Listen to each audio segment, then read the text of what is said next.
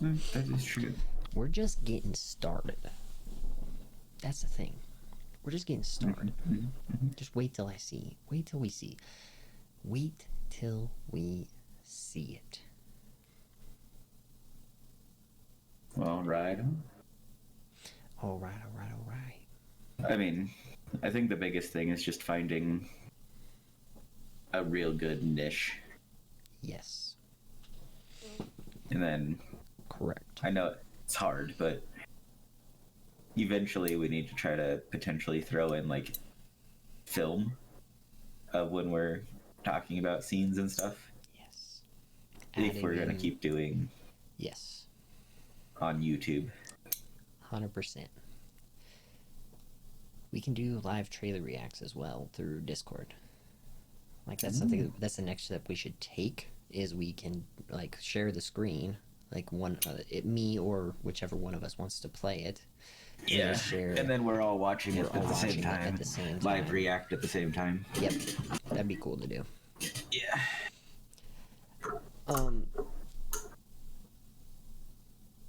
Anyways, hello and welcome to the Irresponsible Comic Book Podcast. I knew it. My name is Evan. I'm the producer at this whack show that we run here. This irresponsible, ridiculous show. And next to me is Dylan. He's our resident expert. And we just watched Spider-Man No Way Home. That is what together. We were talking. Yeah, it was a date. It was. I mean, kind of. It was, but it wasn't. But it was. Yeah, it's like, it's whatever, whatever we want to call it. Anyways, we are going to be talking about that movie. So spoilers for that movie. If you have not seen No Way Home, do not watch this. We're going to talk, unless you really want to know what happens without seeing it directly. You can't pay $11, $13 to go to the movies.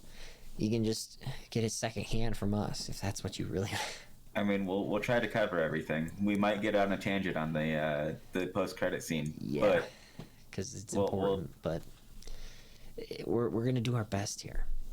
So, I mean, theoretically, tomorrow everybody's going to be able to see the post-credit scene, right? You think they're going to wait until next week? I think Monday morning. Monday morning? Yeah. Theoretically, Monday morning, everybody's going to see the post-credit scene. Yeah.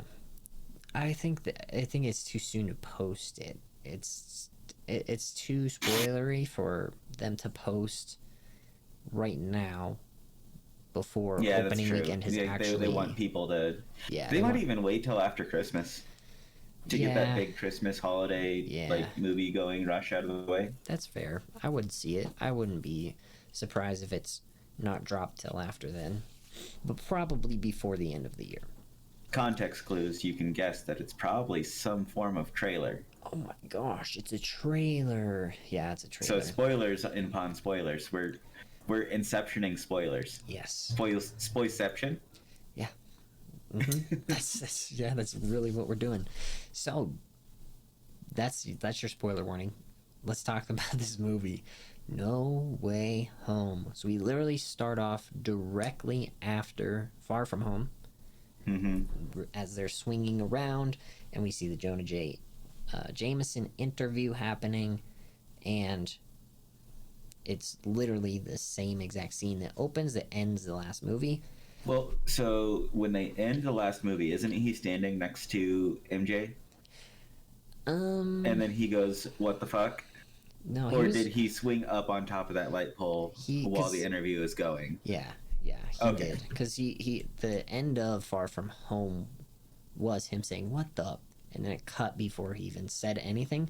And then he says it again in this, but the buses drown him out.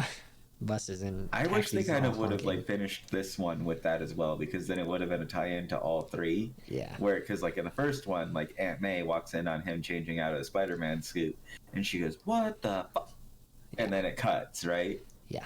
100%. And then at the end of the second one, they do the same thing where he goes, "What the?" And then it cuts.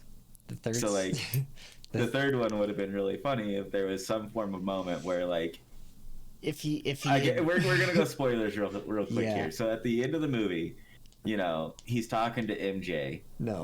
No. He's talking to Happy. He would have said what he was supposed to say when he sees her again. and then she just goes, "What the?" and then it cut. Yeah, no. That would have been pretty funny. If he says, "I just want you to know I love you," and she goes, "What the?" It's just, yeah, that would be pretty funny.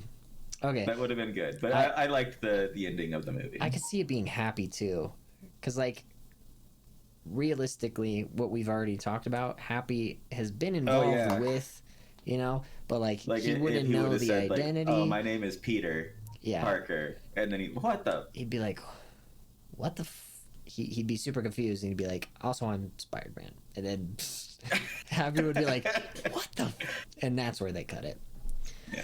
So anyways, back to the first. Okay. So beginning of the movie, we find out he's Spider-Man. He goes swinging. The whole scene where they're swinging through New York and they land on top of the bridge, it's been in the trailers. That's the first minute of the movie, and then they end up about first 5 minutes total. Well, it's the first minute is like directly. Well, in the like trailers. it's just like the first 5 to 10 minutes of the movie is them escaping the press. True, and then they end up being unable to escape it anyway. Sort of. They follow him all the way home. And then there's a perceived sex scene from Happy and May as Happy is getting broken up with. Yeah, and they walk in on Peter and MJ, even though they're talking about something completely different, and then they're like, what is going on? It's super chaotic. It sounds like Peter and MJ are having sex just based off of the what the hell? The noises that are going on. Yeah. Yep. Yeah.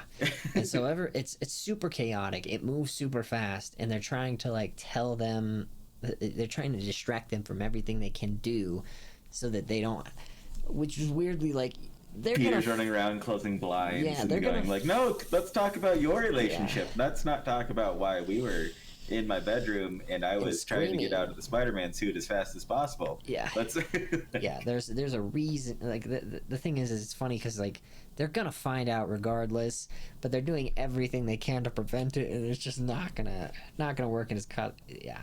It's pretty. And the news is on in the background, and then it's like Zendaya or MJ's like, "Hey, Peter." And then it shows helicopters outside of their building, and they're like, "Is that here?" And then Peter just opens the window and is like, "Yeah, yep." And let me just show you, and then just and then the whole court thing didn't take long at all, and they kind of built it up in the. Like trailers. No, they built up his court case a lot that he was going to have to go to court. They made it look as if they showed the court building, obviously, and then or like some public building. It doesn't even. But it's implied that it ended up being the school. It's the school on the first day of school. Yeah, and so they're walking senior year. In. Yeah, they're walking in, hands held. Oh my gosh, this is so crazy. There's people yelling, "Oh, we hate you, Spider-Man," in the trailers, and you think, "Oh, he's going to court. He's just trying to go to school." So, and 50%. What they don't show is that 50% of the population still loves him, and so like it's kind of split like in the same way that half the population disappeared. I think it's even more of the population still likes him. It's just there's a louder minority. The louder minority that thinks Mysterio was right. Mysterio was right, yeah. So it's probably like the same. A lot of the people that believe Mysterio are probably some of the same people that believe Thanos, and so the world's just getting split up in a lot of ways. Mm-hmm. But they're talking about how his case was going to be. There's not much to incriminate him. No. Beyond like the Stark Tech and stuff. Yeah. Like they end up just kind of like glossing over all of the court case stuff and says, well, there's no real case for you, Peter, but Stark Tech Industries or Stark Industries is going to have a whole mess that they have to deal with. Mm-hmm. That might be also why or how Kingpin comes in with so much good question. Stuff. Yeah, that's like gotta be interesting. There's still the rumor that he's the one that bought Stark Tower. If Stark Industries had a big fallout because of this court situation, because all of this missing Stark tech that was in Happy's home, Like, there's missing Stark tech. That was the biggest thing that the cops were trying to look for, and the feds were trying to look for. Yep. If that ends up being like a big deal, that we see like potentially in the end, like 6th episode of Hawkeye, or even on. Yeah, further on down the road, because Kingpin's gonna be involved in the MCU now regularly. Yeah. So then there's a chance that like they see all of this Stark tech stuff, or like they see all these big trucks leaving Stark Industries, and it doesn't say on the trucks where it's going, if I remember correctly. They were just white trucks, right? Yeah. But it could be that, Trust a Bro moving was part of it. Could be. You're very right there. So Kingpin, or even just like the U.S. government, or Power Broker potentially working for Kingpin, like all of these kind of things going on. And I just want to note really quickly before we go further into it is, chronologically, Spider-Man happens, I believe, before Christmas. Slightly before Christmas, because we saw him swinging through when they were in the, like, him and Strange were fighting in the mirror dimension. Yep. Like, he swung through a mall that was playing Christmas music. Yes, so it was like the start of Christmas then, right after Thanksgiving, theoretically. Yep, so it's happening right around the same time as Hawkeye is. So all of this... Hawkeye's last episode should technically take place after this movie. Yep. And even some of the stuff maybe in the last episode, in episode 5, has happened after this movie. Or even all of Hawkeye happens after this movie. Because we do see the square where they put the tree. Yep. In the movie, and then in Hawkeye, that was like one of their first things that they go to. I want to say that's obviously we don't have our expert Nightwolf here, our New York expert more specifically. William. I want to say that's the Rockefeller Center where that ice rink is. Yeah, that sounds right. So, because I mean I've been there once, I know enough. I think it's the Rockefeller Center, where they're skating at, and where this final battle scene from Hawkeye is going to take place. But he swings over it at the very end of the movie, when they're doing some just random ice. Wait, we know that the final battle is taking place at the Rockefeller Center? Yeah, like the trailers show the trailers for episode 6, like show them shooting at an ice rink, like like in the ice rink. And like the Trusted Bro moving, people are all surrounding it, stuff like that. So when they showed that scene, I was looking pretty intently to be like, oh, what if like something's going on down there and he's about to go, and he jumps in and he's like in episode 6. Yeah, that'd be crazy. But as Spider-Man, nobody knows that he's Peter Parker. His apartment's like super close. Like he literally jumped out of his apartment right over top of it. Yeah, so like he could be in it. And we would have no idea until next Wednesday, which would be crazy. But I don't think he is. It looks like he swung past. No. So I mean, obviously it could be at any point in time that he shows up, though. Like he lives right there. Yeah, he doesn't he could be there. Doesn't have a job. Probably is not in school. I mean, he's gonna have to start working for the Daily Bugle and taking pictures of Spider-Man soon. Oh God! Oh no! Because they did say like the landlord is like, red stew first of the month. Yep. Don't miss it. He has to get a job, dude. And then he's got a freaking nice apartment for a guy who doesn't have any credit or a realistic name or a life. Well, we'll get in that here at the end. But anyways. The fact that he was able to even get anything is crazy. Yeah, it's New York. Some people are sleazy. Yeah. Fix my goddamn door. The person that's telling Peter that they don't really have any form of case on him is none other than Matt Murdock. Matthew Murdock. And as he's kind of saying this, there's a brick that gets thrown through Peter's window because people still hate him. And he just reaches out and catches the brick before it hits Peter in the face. Although Peter was ready to catch that brick. Peter was knew it was coming and was had his hand inches away from where Matt caught it. And he's like, how did you do that? He just goes, "I'm a really good lawyer." That's one of my favorite lines from their show as well, is he says that all the time. It's his reason that he's good at like things. He's just, I'm a really good lawyer. Yeah, it's just his signature line. So I really like that they used that. He was not in the film for a lot of it. Everybody thought he was like going to come into the little interrogation I think he had like 2 minutes room. total. Well, yeah, people assumed that like he was going to come in and bail him out of his interrogation room. He didn't get out of the interrogation stuff. They interrogated him all, asked him all the questions that they needed to know. And then Matthew Ned was a narc. Yeah, dude, he just talks too much, man. Ned talks way too much. Ned reminds me of what's his name? I can't even remember. Ned also sort of reminds me of like Felicity Smoke though. Like just like talking too much, and like there's somebody else that I'm trying to think of show? It's from DC as well. It's from those shows. It's Mr. Terrific. Is it Mr. Terrific? He just like doesn't know when to shut up and talks all the time, and then he's like, "Oh, I shouldn't have said that." Like that sort of stuff. Like that's what Ned did in that situation. Yeah, because like the dude knew like what was going on, and he totally like was like, yeah. MJ said that she was the one that told us that she told you who Peter was, and he's like, no, I knew Peter the whole time. I was Peter's guy in the chair. Yeah. Like, no, well, that's funny because that's like the prisoner's dilemma.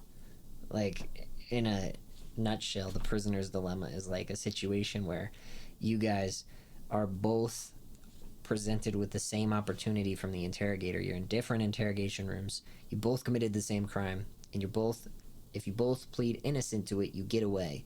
But if you both plead innocent, you get away for free, or you get like 1 year in prison, and then you're out and you're good. Charges like nothing follows you. You just robbed a bank. But if you narc on your buddy, you get out free. They get 15 years or whatever, right? But if you guys both narc on each other, you both get locked up forever or whatever. So it's like he says all this shit though. So it's like an actual interrogation tactic for like police officers. Yeah, so they definitely do it. Yeah. No. But then Ned's like, I'd like my comments stricken for the record. Yeah. He's like, no, I can't do this. I can't have this on my. I didn't say any of that. But I think right after that, it basically jumps to them like first day of school. First day of school. I think the Matt Murdock stuff is after that, though. Like after the interrogation scene. It was after the interrogation scene, right before school, though. Then they go to school. We see Hannibal Buress tell Peter that he thinks that Mysterio is right and that he's a bad person, and the other two teachers. They're like, we built this. Some of the students put this together. It's like, together for you. And he goes, "No, you guys did that." And he's like, no, "Do you want to know something funny that I just found out recently?" Yes. The teacher the white teacher, not the black one. Yeah. He was the grad student from Hulk. Hulk. Yeah. Yep. When Edward Norton / Hulk brought in the pizza, he's like, "Hey, good pizza, man." Yeah. Like, he was a grad student. Yep. Full circle. Yeah. No, I remember that because when we rewatched Hulk just a couple months back, I saw him and I was like, wait a second. He looked really familiar to me, and I never made the connection until like probably 3 weeks ago. Oh dang! I made that when we watched Hulk, and then I think I saw like a meme about it or something. Or even just like one of those posts online that like says, "Oh, this is the same guy." So they go to school. Peter walks down this hallway where everybody's filming him and watching him everywhere he goes, and then it cuts to them on that roof from the trailer, and him and MJ are chatting, having a moment. She's about to make out with him. Then Ned shows up, and that stuff's also then in trailers. Start talking about college. Yes, MIT. Some of that stuff's in some of like the smaller 30-second TV spots, where they're talking about we get a fresh start and stuff like that, and then like they do the little fresh start team thing where they put their hands in, and they're literally MJ and Peter are just holding hands, and Ned goes, "Oh, fresh start." But yeah, so like they're talking about that, like the TV spots and commercials where she's like reading the article, that kind of stuff. Yep. Um, and then it cuts to like kind of a montage of them Yes. like getting rejection letters. Yeah, they keep getting rejection letters from all the colleges that they applied to. It only ever showed 3 of them, but it like shows Aunt May running in different outfits, like, you know, separate days apart after her checking the mail with, hey, this is a letter from this one. And then the first one, Peter goes, oh, it's just a backup school, it's whatever. And then the next one they get is not MIT again, but like he opens it, and then another backup school. Oh no, it's not the one. And then they get the letter from MIT. They all meet up at a coffee shop that MJ works at, and open it together, and find out they all get rejected. Then Flash walks in, going, "Hey guys, you get in?" And he's wearing. And they're like, "No, Flash, because we're actually friends with with Spider-Man." Yeah. And it makes Flash really sad. Cool. And it's kind of like. Like, it was kind of, like, really rude. I mean, I know, like, they just got their heart broken by not being able to get into MIT, like, altogether. But, like, Flash didn't deserve that. Just wants like, to be loved. Yeah, no. He just wants to be part of, like, Peter's friends. Like, I know he's kind of doing it for, like, the notoriety, but he's also, like, he loves Spider-Man. Yeah, no, he does. Like, as soon as he finds out Peter is Spider-Man, like, in that opening scene, one of the, like, underrated moments from it is, like, he's like, "Oh my God, no way, yeah. Finding out that Peter is Spider-Man." Well, as he's looking at it too, like Peter's like web just like gets a sewer grate, like opens it up. And then I guess it's not a sewer grate; it's a subway grate. Yeah. He opens it up, and then like it spins around while he's like coming in, and then like as like him and MJ like fly through it, like the subway grate like closes, and he has no idea. All he would have known is just like a big clunk right behind him, but they don't show that. He didn't even see it, though, or he wasn't paying attention even. So, and yeah, he's just, I love him. He's great. I mean, he didn't necessarily have, like, any big role in the movie. Like, it kind of felt like a little bit of a waste to have him in it. I don't think a waste, like, not a waste, but, like, it was just for, like, comedic relief a little bit. Yeah, I mean, didn't do anything. I guess the biggest, like, the main plot wouldn't have happened without him, but yeah. Because they all get rejected, and then Peter is like sorrow, and he like is talking to MJ on the phone at Happy's place because they moved to Happy's place. Well, there's a bigger moment in the coffee shop. MJ has not taken down the Halloween decorations. So he sees I thought okay, he goes straight to there. I thought it was after the conversation. Nope. So he sees the wizard decoration like from the trailer hanging there, and he decides, oh, I'm gonna go see Doctor Strange. He goes to see Doctor Strange. I was gonna text you about this before we hopped on. I want to talk about the split because I figured out what it was. So this is spoilers for What If as well. I figured it. You were telling me it's a tie in a What If. You're telling me, and I went, it is. So he goes to see Doctor Strange. In the trailers, they threw us off by showing a conversation with Wong leaving on a vacation. He still leaves the Sanctum Sanctorum on a vacation. He's become the Sorcerer Supreme. He's in charge. He's the head honcho. He runs everything. He is leaving for whatever vacation he's going on. That part doesn't necessarily matter. We all looked into it too much and made theories about, oh, where's he going? Where's he on vacation? Is he going to see the Abomination? Whatever. It doesn't matter. What matters is the moment he steps through, instead of saying, don't cast that spell, he says, don't drag me into it. And that is the split. And he purposely creates it. Wong creates it.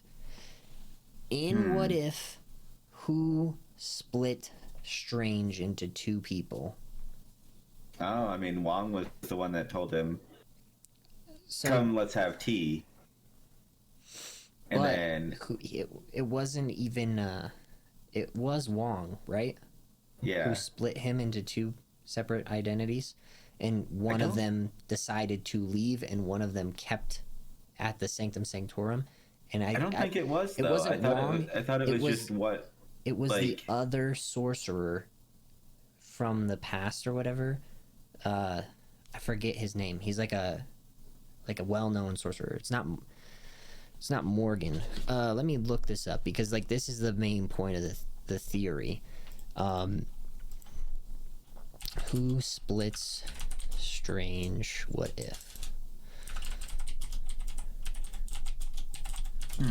So it's the Ancient One who splits him, the Sorcerer Supreme. The Ancient One is the one who has that conversation with him as well, and she splits him into two timelines. Okay. So because he goes back to try and save her, and she has that conversation with him or whatever.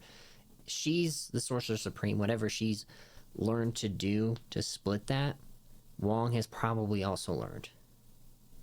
Maybe. The reason why we don't get that line with the "don't cast that spell" is because that's what he initially says, realizes he's probably going to do it. Same thing in that scenario where he is going to probably go save Christine, and he splits them into two separate things. And I mean, I'm not saying that like this is like a completely evil Strange and completely not evil Strange, but like this Strange was pretty damn heartless in the same sort of way that like it you have to think about it. The evil Strange was like, yeah, he was kind of cut there. He was kind of like, he went to go, we're gonna do everything to make the multiverse right, essentially. Yeah, he wanted to he had a goal in mind, and he was like, all right, we're gonna fix this issue, whatever it takes. And then the issue became bigger, and so he had to capture the spell, put it in that box or whatever, and then which is kind of like it was like the same same spell. prism orb as whatever trapped Ultron and Zemo. So Zemo. Ultron and Killmonger. Yeah, Ultron, Killmonger, and then the program. What is his name? It's Doctor whatever. Fucking the guy from Captain America. Why can I not remember his name? But whatever little prism orb they were trapped in, they collapsed the entire universe into a little prism that was like the same exact shape as the spell that Doctor Strange trapped in this. So there's a parallel already there. But on top of that, in What If, this Strange that got split to go pursue this thing that he should not have been doing to try and save Christine, and to go at great lengths to like absorb all these crazy beings' powers in order to maybe save her. Like, that's the same sort of heartlessness Stephen Strange we sort of see in this. It's not the same level of like evil, trying to, because he doesn't get there immediately. Like, this is like thousands of years of him like absorbing all these evil beings' powers, becoming more of them. So we're not gonna get that version of a Strange, but we do get one that's like doesn't give a fuck about any of these. Strange. He doesn't care about any of these, and his goal is to, give Peter his spell, fix his life around, and he ultimately does, and it still causes problems. Whereas like the other Strange is like, don't cast that spell, and he's like, okay, I won't, and he doesn't cast the spell. So that's where you get the potential two versions of it, and instead of being split by the Ancient One over Christine, it's split by Wong over helping people at all costs. Okay. And it's not like the same drastic circumstances, and we don't see a crazy evil Stephen Strange that has the same powers as the Sorcerer Supreme and Strange Supreme that we saw in. It's possible. It's possible. I think.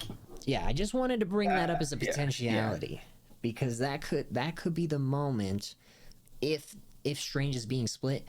Because when we get to the post-credit scene, we hear that same line being said from the trailers. Strange, or when he's like, Strange, don't cast that spell. Like, that's being said to him in the trailer and in this post-credit scene trailer, and it just is too coincidental for me. And I kept going, there's no way that's just like he's split. We see two of him in this post-credit scene in this new trailer. Like there's a way he gets split, and he's not the one doing it, most likely. He wasn't aware of it, most likely. It could be his own actions. Interesting. Yeah, I don't know. But this Strange, took drastic measures and, erased Peter Parker. Or we're just seeing two different MCU timelines all the time. Oh, we'll see. Like this could just be a whole MCU timeline that is the building of the Sonyverse MCU, and then there's the non-Sonyverse MCU. It could be. I don't know. We'll see. Your theory is possible. Okay.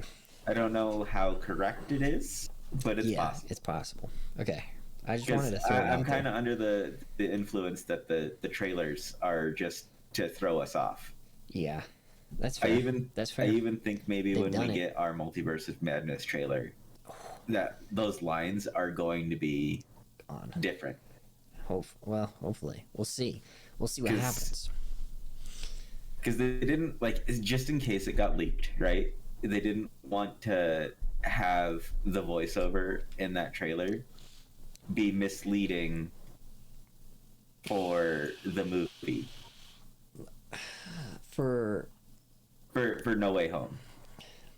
So they wanted to make sure that what we heard in the No Way Home trailer matched up with what we heard in the Multiverse of Madness trailers.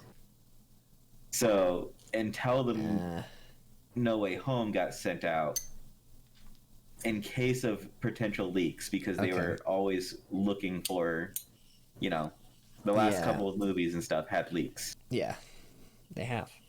100%. So in case there is a potential leak from Brazil or whatever, it's weird that they would have that in the two different trailers though, just to throw, because it's gonna throw off they're gonna throw us off on the same line in two trailers. Yeah. No one's gonna fall for that the second time. Our Lord and Savior Kevin Feige is up to anything. Dude, I think if you're gonna include that, because you don't have to include a post-credit scene until the very end of the movie, and that's all footage that's been shot within the last few months. Yeah. And finished post-production in the last few months. Yeah, it's why do you include that line as well when the movie's not out? The trailer came out November something. It's you have 2 months to change that other line back to what we heard. Don't get me involved, and then Wong is involved. If that's what they want to do with it, Mm-hmm. I don't know. Maybe we're reading into it too much, though. Yeah. I don't know. Genuinely think that is where a split would happen, and that's why there's two Stranges. But I still think it's on the second casting of the spell. Yeah, but that could be the reason why Mordo and everybody else and Wong are upset. Yeah, because he erased Spider-Man from one of these two divergences, and so he exists in one, doesn't exist in the other, and when they're supposed to merge, it's not going to line up and it's not going to work. Yeah. And so that's why everything's out of whack. I don't know. But that could be, that spell could be the reason why, but also because it's split and it can't. Does Shang-Chi officially come before Spider-Man No Way Home as far as timeline wise? It's the summer. But is it official timeline wise? Is it before? Yeah, I want to say it is. Okay. Because people have been blipped. They've come back. But it could also... I think it's after. That's tough. We should find out right now. Because that's important, actually. Or it's in between, but Timeline in MCU. So, when is Shang-Chi set. This is off Screen Rant. For a majority of the MCU's run, it became an unspoken rule that each movie was set in the year that they came out in theaters. Obviously, that's like an outlier for Captain America, which happens, or not Civil War, in World War II, and Captain Marvel, which was back in 1990s.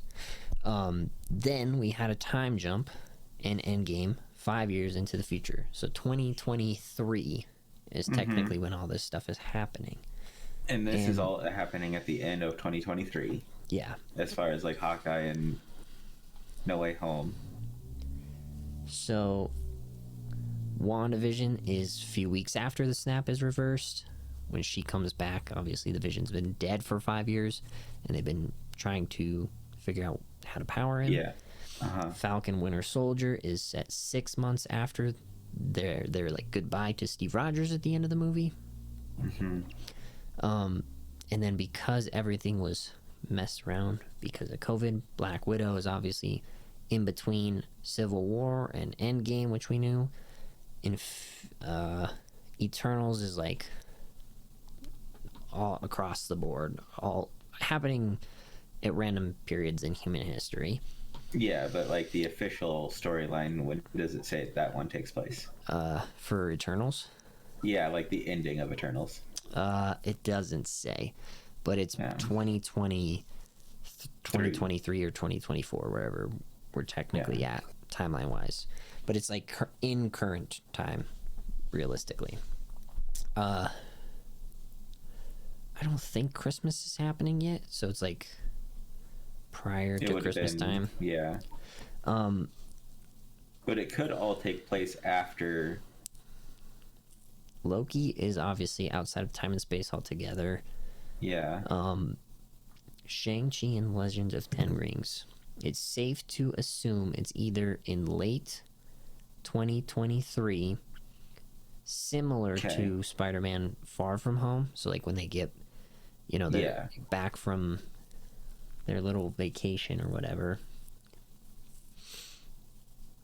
However, there might be some confusion on the specific place of the movie due to its varying chronology. So Shang-Chi showed how Wenwu met Lee in 1996. They married shortly after. Then they had kids, obviously. Based on the timeline of all that happening, when like Shang-Chi would have been born, he left in 2010.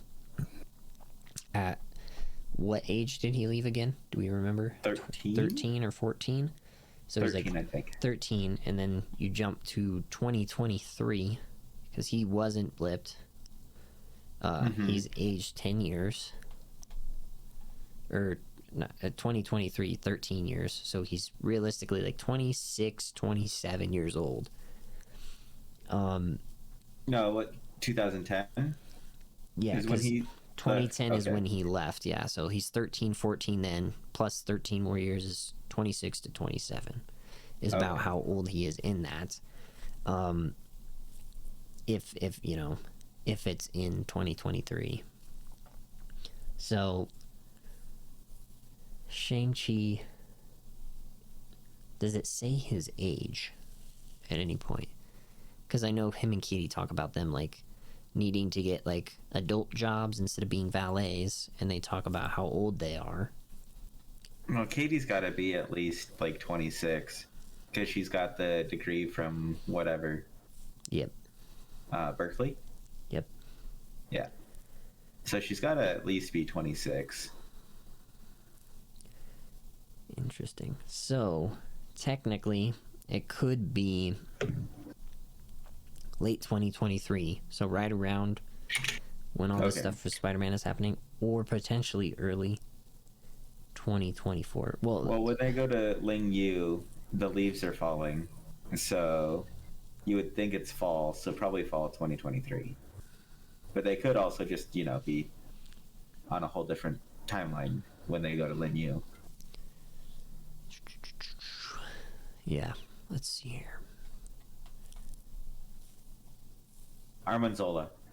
Armanzola. Yeah, he's trapped in the little cube as well. Armanzola takes over Ultron's body. Ultron Zola. I had to think for a while. Yep. My brain went back to it. I was like, Armanzola. So, anyways, so we got tangented. Luckily, on January 12th, Eternals comes to Disney Plus. We can rewatch it then. Or watch it then. Or watch it for the first time then. Yeah. Okay. Sorry. We can watch it then and get a better analysis of where that post-credit scene kind of takes place, whether it may be before or after. I want to say it's before, but we will find out for sure in Multiverse of Madness probably. And because they don't want to give out too much information about, like, Shang-Chi could be in Multiverse of Madness and we don't even have any idea. So they don't want to say like when it's all happening. Yeah. Like the events of that could be taking place like when they're having that conversation about the rings. Like all hell breaks loose. And the nature of the rings, how it's described in that post-credit scene, probably means he's connected and tied to it. Yeah. In my opinion, because it's the multiverse, and they'd say, we have no idea where these come from. This is from the multiverse. And I think it's going to tie in somehow. I don't know. I'm not saying he'll show up, but like he could be involved easily. I think it's crazy. So I was just thinking about this. How does the cops freaking know that Fury is off-world? I mean, it's the center of damage control, but they're like, no, Fury's been off-world for a year. Like, how do they know this? Actually, that's a good question. Is he a Skrull? Or the cops?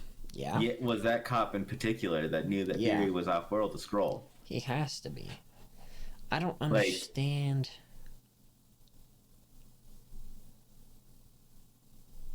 Is Secret Invasion all just going to be Tom Holland fighting Skrulls? Yeah, pretty much. That's important to note. Actually, we should come back to that because I don't know. Because that's like one of the like his argument point is like, ask Fury. Fury was there the whole time, and then they're like, Fury was off-world. It's like what? Excuse me? Yeah. So I wonder if there was Skrull shenanery in the background, and that's how it got like swept under the rug. There's gotta be. Because how else do they know that? There's no way that he's not in contact with any of them. Anybody? Not the Department of Damage Control. No way.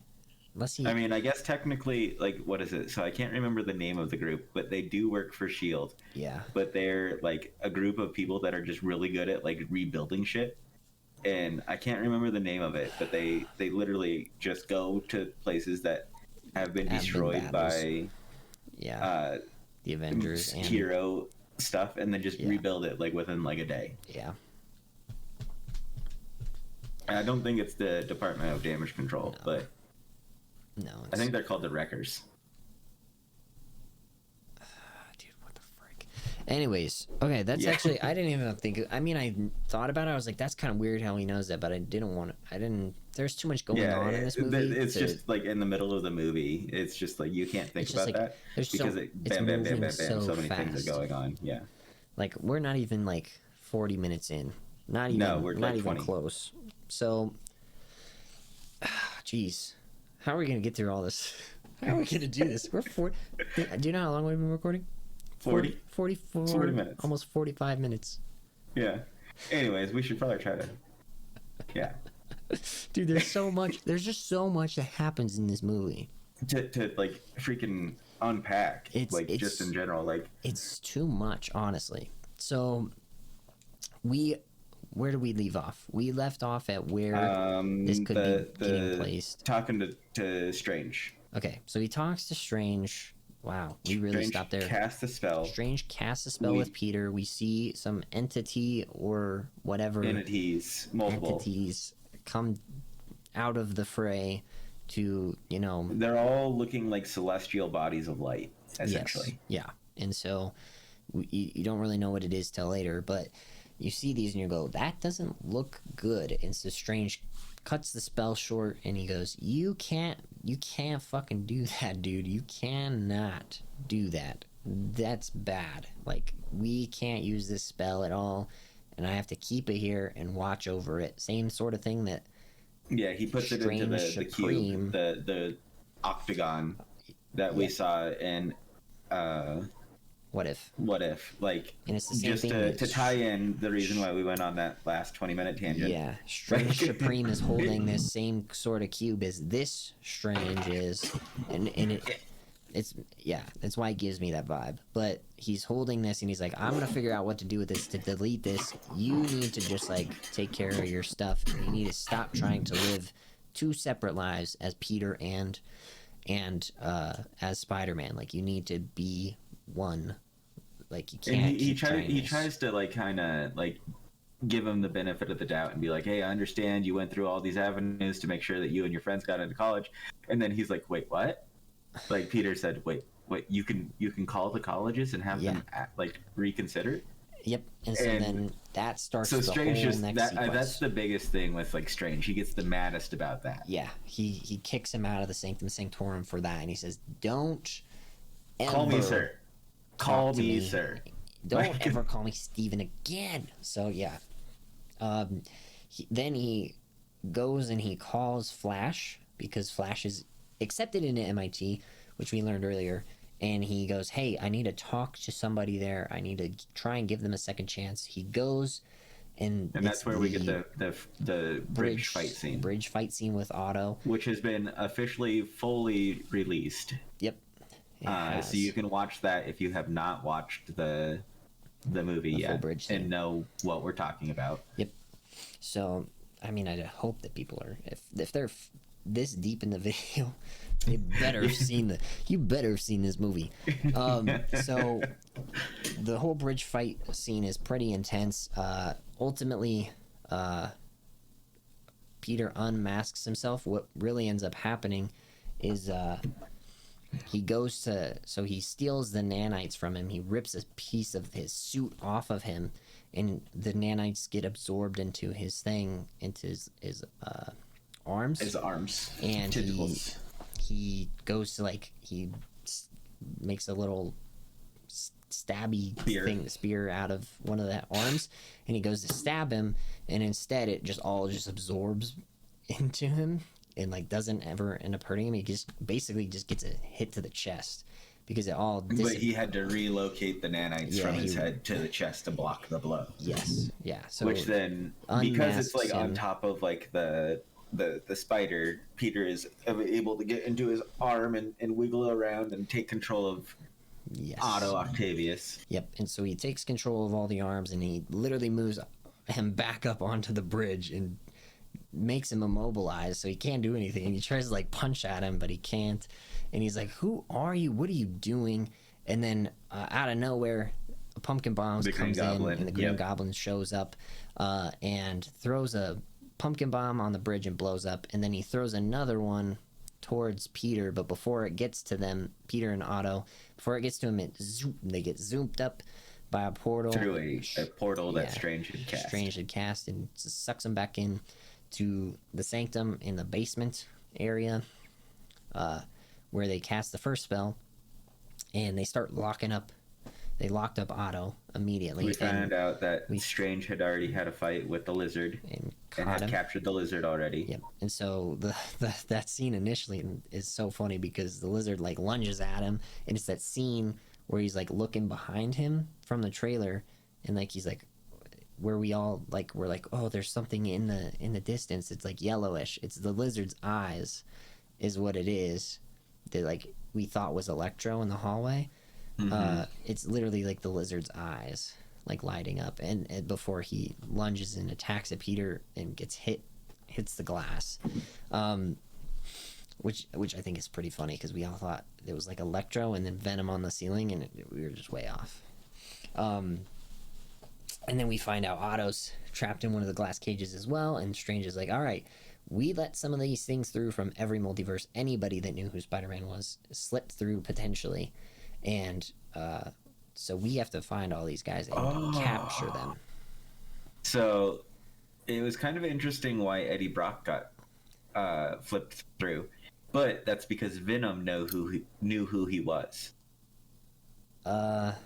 Because he's, I think the Venoms in this thing are all multiversal. Oh, yeah, they are. They have some weird connection. All symbiotes have that, actually. All symbiotes have that weird hive mind connection. Mm-hmm. So, like, even the symbiote that was in the Tobey Maguire movie was able to reconnect to this hive mind in a way to let all other symbiotes, even if they're in different multiverses, know who they are. Yep, and so that's why has Venom a vendetta, you know, because that symbiote got killed by Peter. That's why he got dragged in. Even though like Sandman didn't die fighting him, Sandman got dragged in. Like, but he knew who Peter Parker was, and Venom symbiote, even though it died, it had that connection to every other symbiote in the multiverse. Connects it to maybe even every other Venom symbiote in the multiverses. Yeah, literally. So that's why he was able to get sucked into the spell. Yep. And so he we don't see so spoilers again, but we don't see any form of Eddie Brock or Venom in the movie besides for the mid-credit scene. We don't even see Venom. No, we hear. Well, we do see Venom. We see. Yeah, we do. We see a little teeny little bit of Venom. Ink drop. It's like the same amount that created Carnage that got bit off and into more than that, but I guess, but it's a small amount. It's a teeny.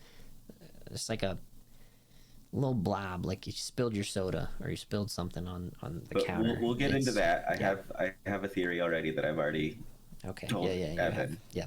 But when we get to the end of the movie, we'll get into that. Yes. So, anyways, the other part of the trailer that's edited from that is not the first trailer or even the second trailer, but the TV spots where they say, maybe it's in the second trailer, Scooby Doo this crap. He says Scooby Doo this shit twice, and I was like, yes, that's the thing that gets me about the Heartless Strange is he is ruthless trying to finish this conquest of his to like fix Peter's life, and he's like doing it almost like against his will because like that's the part of him that's like I gotta help this guy. After he cast it the first time before it starts messing up like big because movie plot. Yeah. Exactly. He was not going to help Peter at all. No. Again. No. Like it was just catch these guys. We're gonna cast this spell. We're gonna send them back. That's all it was. Yeah, and he was just like, we're just gonna fix this issue. Like he just wanted it to end. He's like, all right, we tried to help you. This is what happened, and I did what I was supposed to do. And so he's like, let's finish this thing. But so Peter asks for his friend's help. Yep. He goes and gets his friends. They come back. He shows them the sanctum. Yep. Strange is like, hey, by the way, like this is the spell that we're gonna use. And Peter's like, no. Yeah. Like, well, there's a little bit of build up between there is between that, but essentially he goes out to go capture some of these villains. Has a conversation. He gets the new black and gold suit. It's literally his suit flopped inside out. It's his magic suit. Yeah, his magic suit is just his suit flopped inside out, though. No, it's not. Yeah, it is. Well, sort of. No, it's not. So it's his suit inside out because it was dirty with that green goo, and so he flips it inside out. That's why it's black and gold. And then he gets the gauntlet from Strange, which is the magic part. So like his like web shooters are turned into like the magic piece of it, and they shoot the guys back. But that's why it's black and gold. Really cool. I didn't realize that it was the inside of the. Yeah. Okay. I don't know if that slipped past a lot of people. Probably did, because like he had that like goop thrown on him, because he the green paint. Yeah. Mysterio was right, and then so that's why it's black and gold is because it's inside out, and he has it taped on there because like he just that's all he has available to him. Yeah, he's taped his phone to the front of his shirt or his outfit. Yeah. So Ned and MJ can watch him fight crime. Yes, and so that's where he comes across Electro and Sandman. Sandman Yep. in the like forest essentially. Yeah. And Electro is just collecting energy off of these power wires. Yep. And Sandman's there. Sandman helps the fight. Yeah, Sandman does help initially, and really, yeah, he's just there trying to help the situation and get back to his daughter. Just like he stays consistent, which you gotta love about him. He's a good dude. Yeah, I mean, his reasonings for fighting at the end of the movie are like a little meh, but like he just kind of like if he's trying to help, he should have been helping the whole time. Like him going off with the villains. Yeah, and him becoming disappearing when he did. like fighting and like making it so it was even harder to get them home. Yeah, like that was kind of pointless. He just didn't have a clear state of mind either, though. Just like the rest of them. Realistically, I mean, it was still good. Like, yeah. If that's one of the few gripes we have with the movie, then that's a good thing. Yeah. Oh, why did he do that? Really? That's what we're concerned about? Yeah. Yeah. Good point. But anyways, he sees them in the forest, meets up with them, has a conversation with both of them, and tries to convince them to like come back with him so that he can help them. He's like, "Look, I want to help you get back to your." We're not going to talk about how I'm just butt ass naked. We're not going to talk about how I'm just butt ass naked. Jamie Foxx. I was going to ignore it. I was going to ignore it, and he just goes, yeah, no." He puts his hand up. So then they basically, Electro's like, "Dude, I don't want to leave this place." Yeah, and Electro's like the biggest like villain of all of them, besides for Norman, of course. Yeah, but like that's not Norman. Like though. That's Electro. Like you could tell from the beginning, he did not want to go along with the plans. No. Where like Otto didn't really want to, but like he was like, "Whatever, man." Like kind of. Yep. Like Sandman was like, "Let's just go along with it because it's Spider-Man. Spider-Man wants to help." Like he knew, like he's just trying to help. Like Lizard never really had good intentions. Non-Goblin Norman was on board. Yeah. Like, we didn't even get to that, but we will. Oh yeah. Fucking J. Jonah Jameson was the real villain. Dude, yeah, no, he caused every issue in this entire movie. Well, realistically, the main villain of this movie is still Mysterio. Spider-Man. He's a menace. And yeah, Mysterio caused all of this. Yeah. He has no idea how bad he messed up Peter's life, but he knows he messed it up.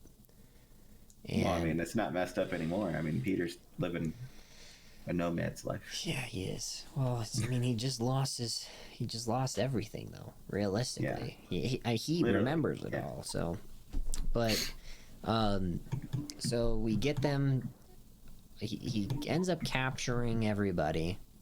Aside from Venom, who's not even anywhere in the picture, which doesn't matter. But he catches. I guess there was the Sinister Six. There was a Sinister Six. It's just Venom was never involved. Eddie decided to drink and try and figure out what the hell happened. In Tijuana or Mexico or wherever he was. Yeah. Cuba. And so he just decided to drink and be like, okay, so what is actually going on? Trying to figure it out like a reporter would. Like, I'm going to just ask the locals what the heck happened to me, why I'm here. And Venom's like trying to like get him to be like, we need to go here, and so that conflicting thing just like made them irrelevant, and that's why he wasn't in the picture. Wouldn't have ever shown up. Yeah. No. So there was a Sinister Six in the movie. There was. We only saw 5 of the 6 join. Yep. Pretty much. And ironically, it was the 6 that I picked out. I don't have the sticky note anymore here, but I had a 6 picked out. And with Venom as the 6th. I had Venom and/or Vulture rotating in as the 6th, and I was right. So I had obviously we knew from the trailers from the first one that there was like the 5, we knew or Otto, at least the 4. Well, from the first trailer, we knew from the first trailer we knew 4, which was Sandman, Electro. Even though you didn't see Sandman directly, like you saw the Sand pop up, and you're like, that has to be Sandman. So Electro, Goblin, Sandman, and the 3 confirmed were Jamie Foxx, William Dafoe, and Alfred Molina already. Sandman, you were like, okay, knew Sandman, that has to make sense. Because the lightning blocking. Yeah. And then like everybody thought that like there was potentially like a lizard or somebody crawling on the ceiling, and I was like, yeah, he's probably in it. And then the last one was Venom, who I had guessed. Mm-hmm. So, and or maybe Vulture if he somehow broke out of prison. But I didn't. I said either or, but I was pretty spot on. I think you were. You had that same. I was on the mindset Venom well. train for Yeah. since the beginning. I actually thought the lizard in the trailer was Venom, at first. That's right. I but, remember when we talked about it. Yep. I mean, I guess it was not too hard to figure out who they were if you knew what villains were in the Spider-Man movies. Yeah, but, like, exactly. Yeah. You never knew how they were going to call him back or if they were going to do, certain things. So, like, it could have been Rhino. Like, they could have used Rhino. They talked about Rhino, but, like, it didn't make sense because it wasn't. But I'm just lame. I have only fought a big Rhino. Yeah, no. I'm lame. No, you're not lame. You're amazing. You're amazing. Say it with me. You're amazing. Okay, you're yeah, amazing. I'm amazing. Yeah, that's such a good one, dude. Okay, so then they cast the spell. Things go crazy. The bridge scene happens. William Dafoe. They soup him up. Scooby do this shit. Then they go out to start capturing them. They capture those two. We cut back to when they're all captured, or at least everyone that they can assume is captured. And Spider-Man's met William Dafoe in a broken place. Aunt May was like literally having a heart-to-heart with him. He had a heart-to-heart with William Dafoe. At the feast place. Mm-hmm.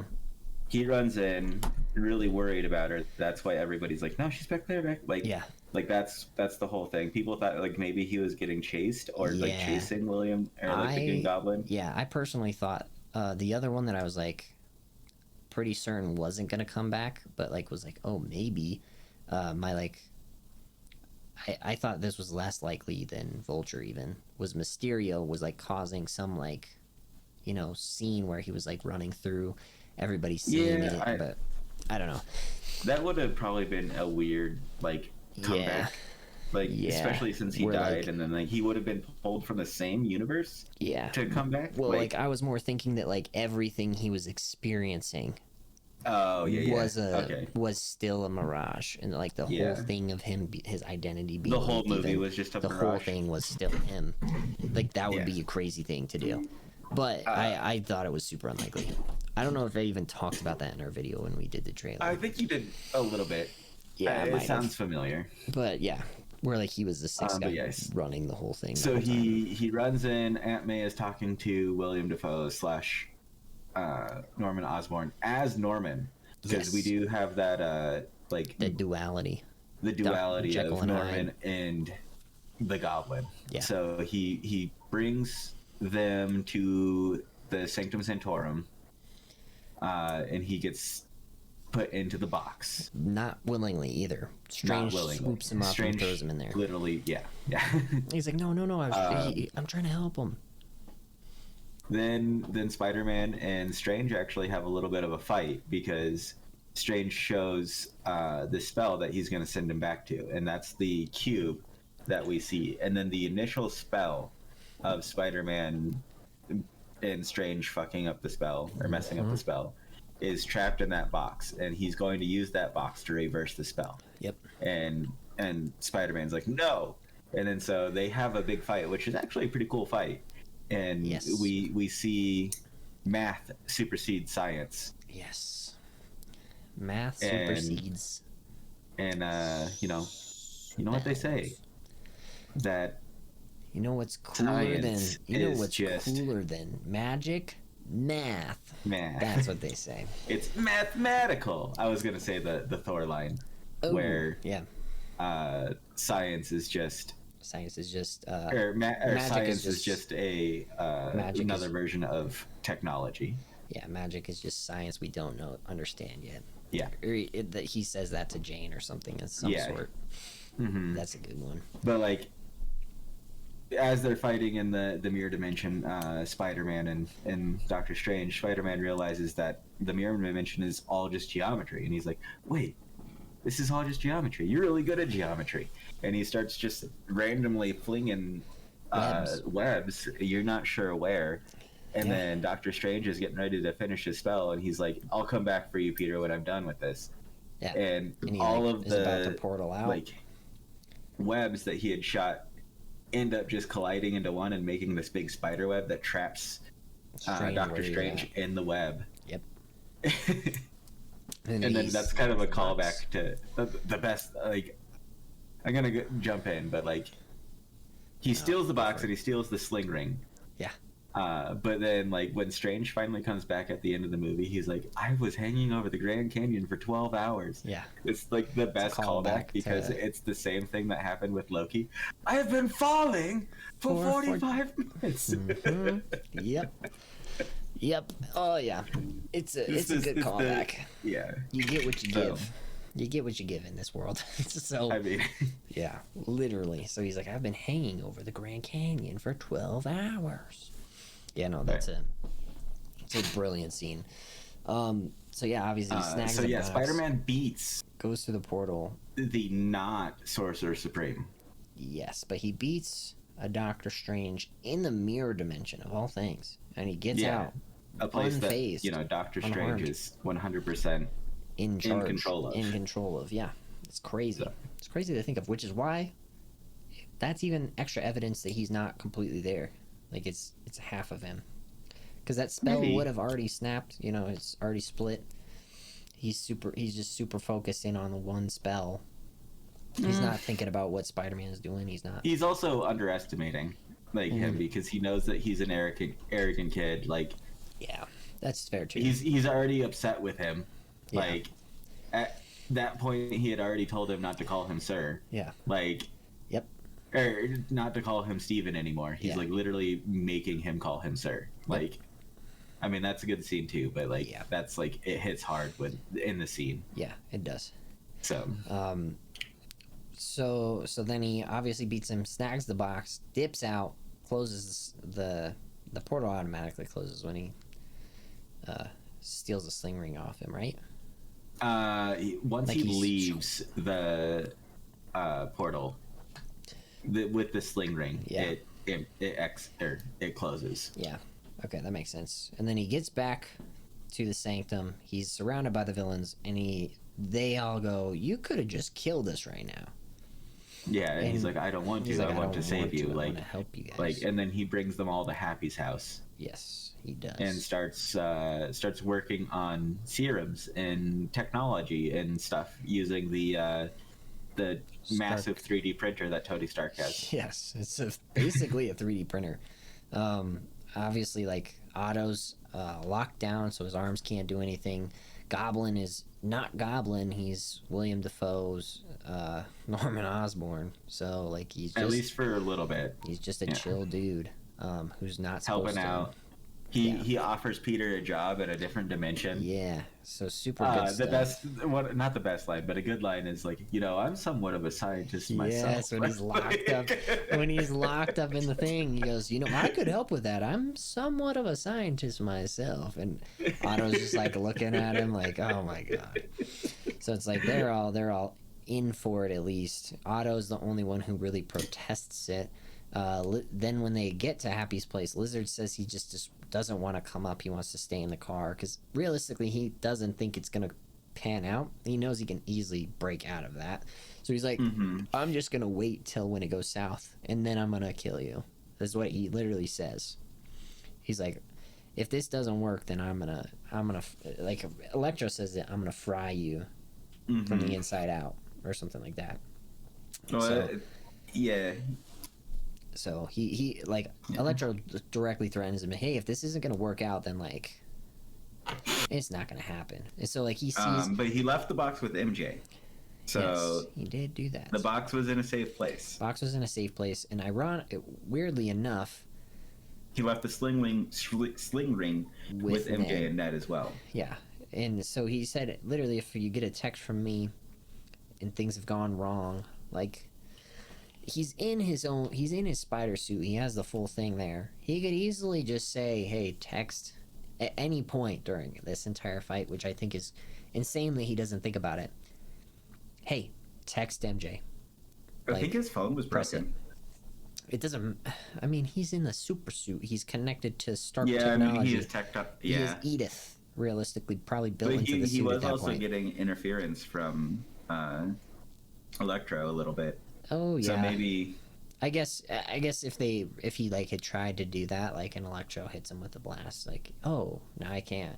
But I don't know. I Realistically, mean, he movie. had the It's just like choice. movie continuity Yeah. stuff. Like, yeah, the movie would have been done right there, though. Yeah. Like, Yeah, no. so But it's also like it's important. I wasn't trying to say like, oh, they could have ended it right there, but it's important to note that he could have made that choice. Like and he chose not he to. He chose still not to. wanted to help them. Yeah, he still wanted The to whole help time them. he wanted to still help. Yeah. And that's why he didn't make that call. My personal favorite part of this whole scene where they're like fixing everybody up is when he gets his spidey sense that triggers, The tingle. the whole thing like backs out and it gives this like weird like static like sort of vibe to like the whole movie Yeah, theater where it's you're like a close up of him, and it's like blurred on the outside, like he's got tunnel vision. He's just like looking around to all the people like waiting for something to happen, and then like William Dafoe goes to like reach for something, and Spider-Man's just like, nope, you're the one that's like having this triggered. Yeah, like, and he pings him up on the wall, and he goes, "That's a pretty neat little trick of yours." And you just see him like do the grin, and then his teeth have been separated. It's the same thing they did in the original trilogy, where like his teeth are naturally like that, and then they put in like veneers to like do when he was just like Norman. I don't know if you noticed that at all or knew about that. They did the same thing. I didn't know that. No, like I knew there was like a slight difference in the look. Yeah, but I had never like looked into what like the slight difference is. But like to help the audience know the difference between Goblin and Norman. Yeah, it's pretty neat, and I really like how they did it back then and now. It's just like that it's not like a big differentiator, but like just to like expose like that lack of humanity, that space, the space in between is like that room he has to like perform whatever. So a big fight happens in the hallway. Norman Osborn like body slams Peter through like 17 stories. Yeah. Like yeah, pretty much. The Doc Ock runs away. Yep. Like right away, like he gets himself fixed. Like he has full control over the tentacles, and he's just like, I'm booking it. I'm out of here. Yeah. Like he doesn't want anything to do with fighting Peter because Peter just helped him. Yeah, like he doesn't want anything to do with fighting Norman Osborn. He doesn't want to do anything about like fighting Electro. Like he just dips. He just dips. Sandman dips because the Sandman dips too. He kind of helps like fight a little bit like on the side of the villains, but he ends up just dipping. But then it ends up being like a 3-on-1 with the Lizard, Norman and Electro fighting, Peter. And then Electro as J. Jonah Jameson is outside like calling the DOC and like the cops and stuff, and so and then Lizard ultimately dips out. Lizard ends up dipping, and Electro and then ends up leaving as well. Electro ends up dipping, and Norman's like the only one there, and they're fighting on the bottom floor of the building that like Happy lives in. Yep. And he hits Aunt May with his glider from behind. Sending her across the room, and she like gets like she's laying on the ground, and Norman like summons his glider back to her and ends up like jumping on top of it, and then pulls out a goblin grenade and says, "You'll thank me for this later." I said, like I think that's exactly what he said actually. Yeah. And he hits the goblin grenade and tosses it towards Aunt May, and Peter jumps dramatically, like you see it in the trailer. It's that scene, and he knocks the pumpkin grenade behind him, and picks up Aunt May, or like gets her to her feet, and she's like, "Okay, like we're good. Let's get out of here." And she like grabs the serums and stuff that like she had taken with her when Peter was telling her to run the first time. We missed that, but like she got out of the building before, not out of the building, but got out of the room before everything started happening. Yep. And then she's like, she like staggers, and she's like, I'm okay. I just need to catch my breath. And then she like completely collapses. Yep. And this is like the first scene where I legitimately started actually crying. Yeah, I cried too. Like, this was the first. This was the first tearjerker, and in any MCU movie, this is the first time that I've cried. What? The first. The first. Wow. Dang. That's... And We also, I should say this because it's very important. She gives Peter the "with great power comes great responsibility." She tells him that. She tells him that, but you kind of get the hint that she gets it. She had gotten it from Uncle Ben. Yep. Yeah, it's whoever Uncle Ben was before, and he isn't around now. But you kind of get the feel that it's a line that all Uncle Ben said. Yep. So she tells him, "With great power comes great responsibility." She doesn't say it 100% that way. Yeah. No, she says it. But she says it, "With great power comes."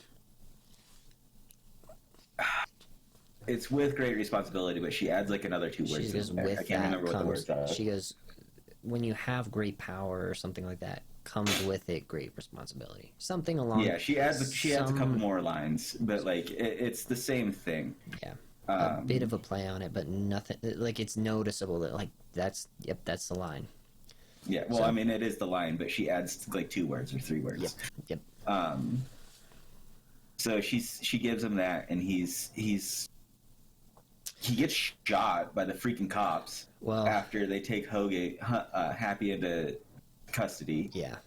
Yep. Like he legitimately gets straight up shot in the shoulder by cops. Yeah, he does. Like, which is messed the frick up.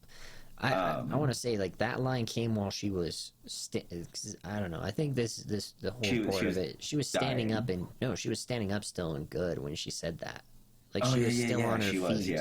And then as they're like, he's like, yeah, no. She's like telling him, hey, you did the right thing because with that, great power comes great responsibility. And she's like, yeah, we really should get out of here or whatever she says.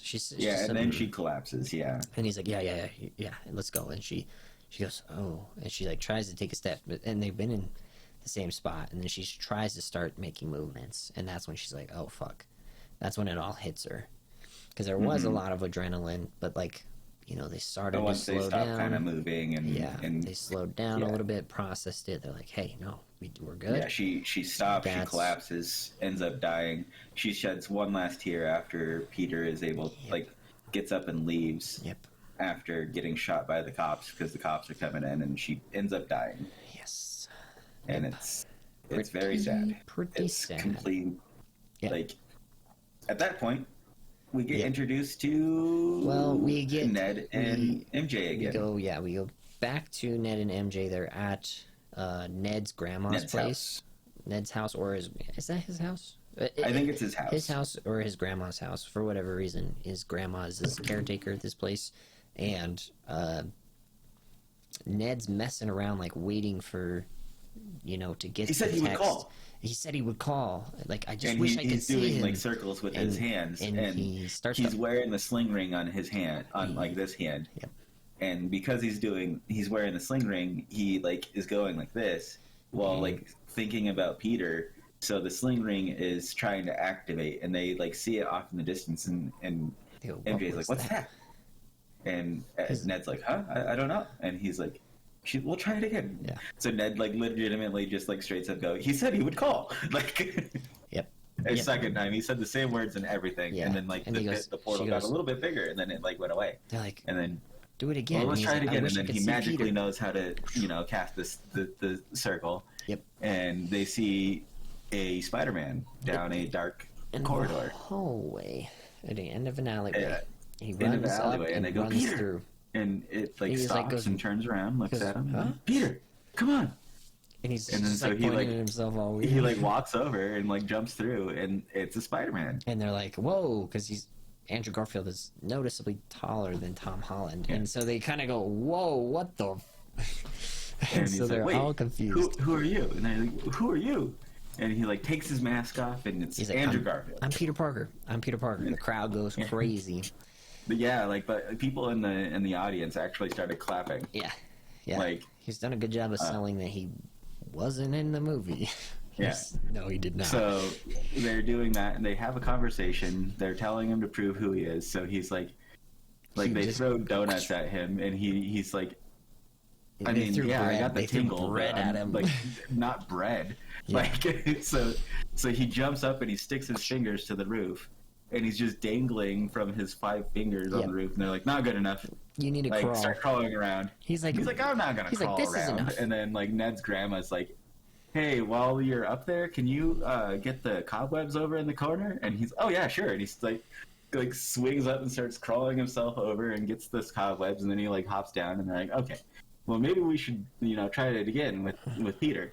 Yeah. And so they try it again. Well, they say and, no. They like, don't say that. They say the funniest part of it is they go, "No, we should try until we get the real one." And he goes, "Ow, that kind of hurt." And they're like, "Sorry, no offense. Sorry, no."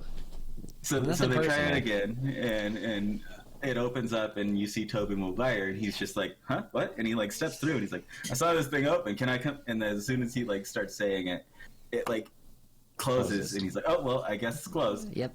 And then he like looks at them, and then he sees the Andrew Garfield, and like instantaneously you get that like the same kind of scene as we did in Into the Spider-Verse. Yep. Where you can tell that they recognize that they are both Spider-Man. Mm-hmm. And Tobey Maguire is the first to act, and he slings his web at Andrew Garfield, who ends up doing like the barrel rolls, like spin, while slinging his web himself. And Tobey Maguire, it's so hard to like Peter. Too many Peters. Yep. Tobey Maguire like shoots like a second one, dodging Andrew Garfield's first, like just to show you that Tobey Maguire is better. Oh, like, yeah. And then Ned's grandma is like, "Stop!" Like, she's like, "You guys need to clean up the webs." And then Andrew Garfield like goes and like cleans stuff up and like puts the like spices back up and stacks them back up. And they're like, then they have a very cool moment where they're like, "Do you know a place where your Spider-Man would go?" And then they like talk about Empire State Building, the Rockefeller Center, Chrysler Building, where they would go hang out. And they're like, "Does he have a spot that he would go to that you guys would know about?" And then they end up going to the school. MJ's like, I think I know the spot. Like, it's MJ that says it. So no, like, showing that she pays attention to Peter. Like, she really cares about him. She really cares about him. So they end up going to the roof of the school, and they like all Ned and MJ give him a big old hug. He's all crying and all sad. He just starts hugging them back. Yeah. And then they inform him that they have brought people with them. There's some people here with, and then they like are up on the thing, and he like jumps up and he gets all defensive and immediately, which is funny. And he's like, he doesn't know who they are, and so then they jump down. And he's like, whoa, and he just starts pointing at him. He kind of gets the sense after that too of who they are. Yeah. And they're both Andrew Garfield tries to start saying like, "Hey man, I understand." And then like. Tom just totally like shuts him down. Is like, "I don't want to hear that." Like blah blah blah blah blah. Like enter scene 2 of where me starting to cry. Yep. Like this was the second part where I even started tearing up. It sucks because you just get over the first bit of crying because you're like, "Oh okay, like that was a good scene." Like, and then they get into another heavy scene like not 5 minutes after. Yeah, it's rough. Yeah, because they start talking about Uncle Ben's and losing Gwen and how hard that was for him. And Peter's like, obviously Tom Holland's Peter is hesitant to be like, accept anything, like, because he's like, "I just lost her. Like, you don't know what I'm feeling." And they're like, "Well, actually." They like, Tobey Maguire actually ends up telling the story of like him like tracking down the dude that he thought killed Uncle Ben. Like, and getting his revenge, like straight up actually getting his revenge. And he's like, "That put me in a dark place, and it takes time to get past it." Yeah, it does. Like, and then he's like, "But, he told me this one time, it's a great power comes great responsibility." And as he's saying that, Andrew Garfield also says it. Well, and then I think it's Tom brought it up. Tom did say it, Tom and then they starts interrupted him. Yeah. Toby interrupts him because he goes, "She told me with great power," because like they have the full conversations, tears, and then Tom goes, because Toby says like, "Hey, I just want to help you through this. Like, I felt like you might need us," and for whatever reason, he goes, "Yeah, no, she told me that it was the right choice even after all this." And that, like, with great power, and then Toby keys in, his eyes get wide. He goes, "With comes with great responsibility. He goes, yeah. And then they look over at Andrew and he goes, yeah, Uncle Ben says it. And they both say it at the same time, just like, we did. Nice. We're in sync. Yeah. So they say it all. They both, say it in sync. Uncle Ben, and just very, very tough moments there. So then they end up going back to the school, I believe, or just downstairs to the lab. They just break into the school. Yeah, and then they start use the science labs. Yeah, to start doing experiments to try and get a serum. And like up top, Toby says, "Yeah, no, I've been thinking about a cure for Norman for a long time, so I think I can do it." Yeah, and Andrew Garfield's like, "I'll take lizards. I've already cured him once before. I can definitely do this." He's like, it's not a big deal. And then they're like, okay. And he's like, yeah, no, not a big deal. No, it's not a big deal. Like, I got this. Like, yeah. And then, but Tom, he's like, I think I can fix these two, but I can't do these. And that's when the two of them are like, oh, I got the goblin. I got like, yep. the lizard. Yeah. And then that leaves Tom to work on the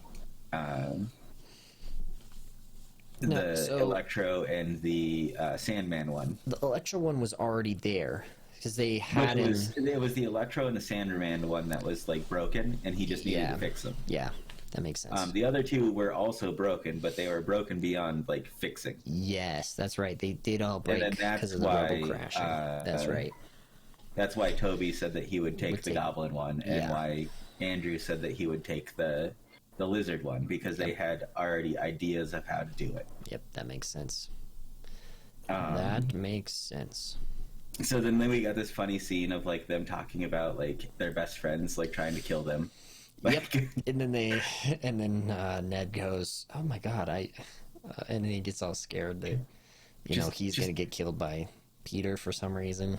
Yeah, so. And he like leaves Peter alone, like he's working on the other side of the lab. And he just like goes to like give him something. He's like, "Yeah, here's this," and he just like turns away and doesn't say anything. It's pretty. Walks away. He's just and then like the computer like dings saying like the experiments are done, and he's like, "Peter," and Peter. All three of them just kind of like look up. And he's like, "No, but Peter." Like, no, Peter. Peter Parker. Yeah. We're all Peter Parker. This is really just. Really distracting. Yeah, I'm pretty sure MJ says like, "Nope, that's not gonna work," as well. Like it's the same thing. But so they all get that. Then they set up their plan on where they're gonna fight, which ends up being on the Empire State Building, or not Empire State Building, Statue of Liberty. With something was mentioned earlier. With J. Jonah Jameson was like doing like he covers all these controversial topics. They were putting the Captain America shield with the Statue of Liberty, and so like it was under construction. There was a big old Captain America shield, which is something I want to touch on at the very end of this when we get to the finale. Yeah, because of what was said in Hawkeye. Because in Hawkeye, she said that she wanted to go see the new addition to the Captain America, or to the Statue of Liberty. Yeah. I mean that does tie in. I wasn't even thinking that. I just meant like the legacy stuff, but. Oh, okay. Yeah. But anyways. No, yeah. Remember that. Yeah, I will. We'll talk about it here. We're getting pretty close. The rest is like mostly action sort of stuff. We don't mostly have to action. touch... A few couple comedy scenes just between the Peters. Yeah, like pretty much. They pretty much hyping themselves up. They get to the Statue of Liberty and they're all on top of it. Peter gets on a call with Jonah Jameson and is live on the Daily Bugle. Yeah, Tom Holland, Peter. And he's like, "Hey, I just wanted you guys to know your friendly neighborhood Spider-Man needs some help. I'm trying to fix this, doing everything I can. Please have my back," sort of thing, like just begging for forgiveness a little bit. And it's like their way of like broadcasting, "Hey, here's realistically, these Spider-Man villains don't know the other two Spider-Men are here yet, and so they think, come fight me." Yeah, he's like, "Come fight me. I'm here. I got this box. I could kill you all right now, but I'm not going to do it. I really want to try and help you." And so then they lure them all in, including Sandman, which is like we said earlier, the weirdest part that he's fighting with the villains.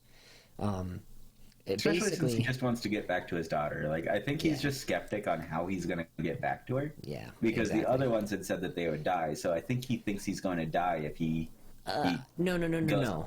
No, the reason he shows up is, one, to, like, be there, like, to understand what's going on, but, like, Electro specifically says he's going to destroy the box. And he's powerful enough to do it. And obviously we see Goblin do it with the pumpkin bomb. He blows up the box and releases the spell. So, like, Electro's probably powerful enough to do it. The other villains want to destroy the box, again, for the same sort of reason, aside from him and Doc Ock, who's been cured. So, like, he's good the whole way through. He and Doc Ock is cured. The other three just want to get the box and destroy it. Goblin, Lizard, and Electro.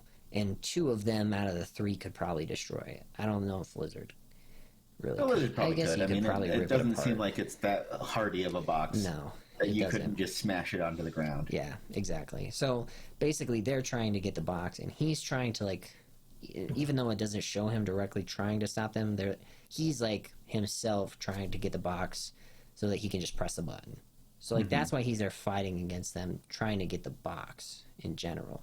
He doesn't even know where the box is because, like, MJ and Ned are, like, through that portal. So, like, none of them know where the box is at any point during that whole thing, except for the Lizard when he finds them. Yeah, because they're off on a set of scaffolding, like with the portal open, waiting for the sign to basically press the box if needed. Yeah, but they're trying to close it, and they were going to get a text, is what the thing was.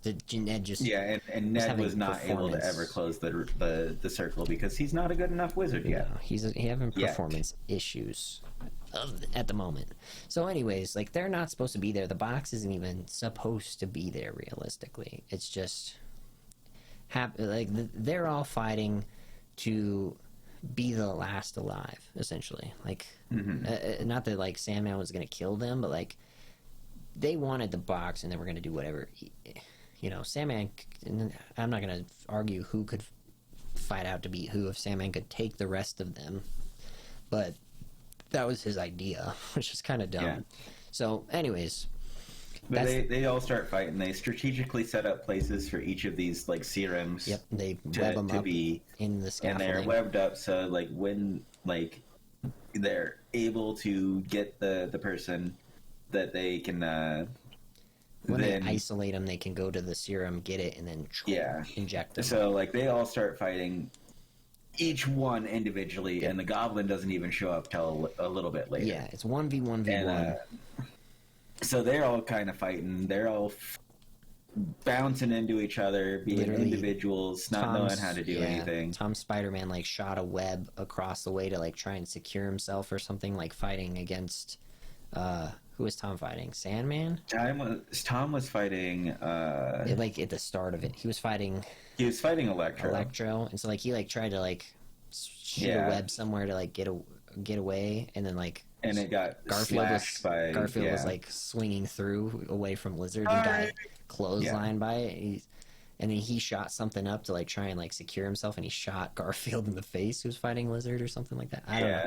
Whatever was going on. So, like, they just all had a lot of, like, mix-ups and mess-ups. And then ultimately they group back up together and decide this is not working good. 3v1. And then, like, Andrew and Toby were like, I have never worked as a team. And, like... I have never worked as a team either. And, like, Tom's like, I have. I worked with the Avengers. And then Toby's like, that's amazing. Who are they? It's so funny because what's even funnier about that line is he was supposed to be in Iron Man and part of that whole universe. His Spider-Man 4 was supposed to come out after Iron Man, you know. So anyways, it's so funny because he's supposed to be a part of that group, but he's not because of how they switched it up when Kevin Feige came into... so... That's amazing. Who are they? Who are they? That's probably one of the most underrated lines of the whole thing is, the Avengers, that's great. Who are they? Well, it's just like, Toby is just like this eternally optimistic guy. Yeah. Like, eternally optimistic Spider-Man. Like... And he's hyping up all these other Spider-Mans. Like, he's telling, like, Andrew Garfield that he's amazing. Like, Yeah, they're all like just basically loving on each other because like, hey, you're awesome. Yeah. You're awesome. I You're love cool. you. Like little Garfield. The funnier moment is when they're breaking up actually to go fight the rest of them and coordinate their attacks. Finally, is Garfield goes, "Hey guys, one more thing, I love you," and they just both look at him and they go, "Yeah." yeah. They don't say it, and it's funny because even at the end of the film when they're saying goodbyes and everything, is Tom's like trying to say I love you to them, and he's like, they're like, yeah, no, we get it, you don't have to say it, we know we love each other, we love ourselves. Yep. So it's pretty dang good. But like they end up fighting together. They start singling out one individual villain so they can work on one villain, get him the cure. Yep. Then so they isolate Sandman in this, like, through the middle of the Statue of Liberty. Toby ends up like swooping down to the bottom, entering and climbing up to the top of the crown, basically, where you can see through. And Andrew and Tom are trying to get the serum thrown into him, and they ultimately do. And he shoots him with the serum or whatever it is, and and we see full Sandman, full Tom like Hayden Christian, real person Sandman. Yeah, and he's because not this just, whole time he had been CG'd. Yeah, he'd just been a sand guy. A sand person. A sand man. And so then you finally see Hayden Christensen. Thomas Hayden Christensen, is that his name? Thomas Hayden Christensen? So. Yeah. And you finally see him human form. In like the classic orange and white, or green and white. white. And yellow. Or green and white, yeah. Green and white shirt that he had. And so he's like, he also had a moment. Toby and Sandman had a moment prior to that as well. Kind of. They like a brief moment where he's like, Spider-Man? We'll get you back to your daughter. He's like, we're trying to help you. And that's how they like initially started their conversation before he isolated him. Is like, gave him a familiar face. Follow me, and we're trying to help you, I swear. He's like, I just want to see my daughter. And so that's how that happened. Then Lizard goes to fight. Lizard. Yeah, and Lizard that was Andrew Garfield himself. Yeah, Garfield tries to fight him, and then gets the canister and sticks it into his mouth. Do they get Lizard last? Actually, they get Electro last? First. I thought it was Lizard second. They get Electro first, so they end up. Okay, well, it's big reveal. They're fighting Electro, getting ready to like, God, and then Electro's like, no, and he starts like firing all these energy blasts at them, knocking them away. He's handing them pretty good. Yeah. And then as they are like trying to fight they get Lizard first. Tentacle. Yeah, they get Lizard first, and then they do. Yeah. I'm trying to think.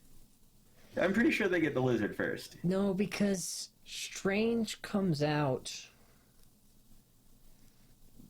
when they're I'm when almost they're curing positive him. they get the Lizard first because he's just hanging out in the scaffolding. Well, because he's naked. And then they get Electro shooting everything, and then like that's when the shield starts falling for the first time. Yeah, because it doesn't finish falling until another Goblin grenade hits, right? Yep. Yeah. So like, I'm pretty sure they get Lizard, then they're trying to work on Electro, then the Goblin comes in. They finish getting Electro while the Goblin's fucking shit up.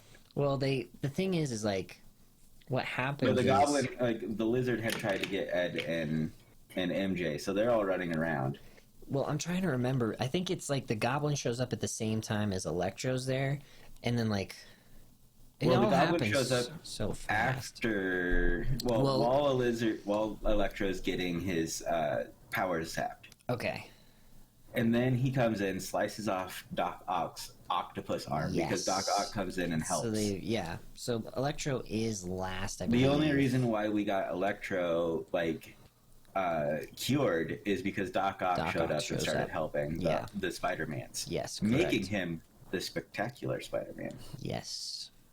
Facts.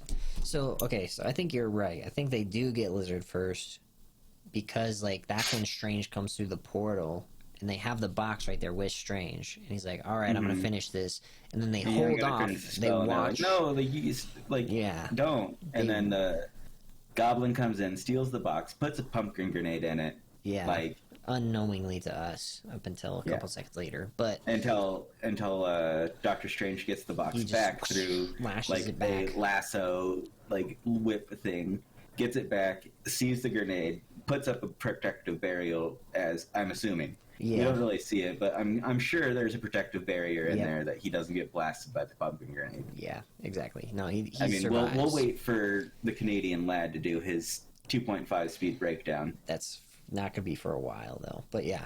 I mean, he said he was gonna do them pretty quick, but like with this movie. He can't slow down. I think he got a special movie showing. Really? So he probably gets the movie sent to him specifically as like a content creator, I would guess. Especially for like the way he does it. Special one. For the way he does it, like they probably send him a file specifically that like he's able to manipulate and slow down. For like what he does and like the amount of I mean, I don't know if they'd give it to him that early though. You know what I mean? Well, I think he got an early showing. But he can't he got an early showing. I know he got an early showing, but he can't record the whole thing, right? Yeah, I don't know. I don't think he's going to do like if he's going to do like the scene by scene breakdowns like he does normally. But like, I don't know what he's going to do. But he said he's going to get it up pretty quick.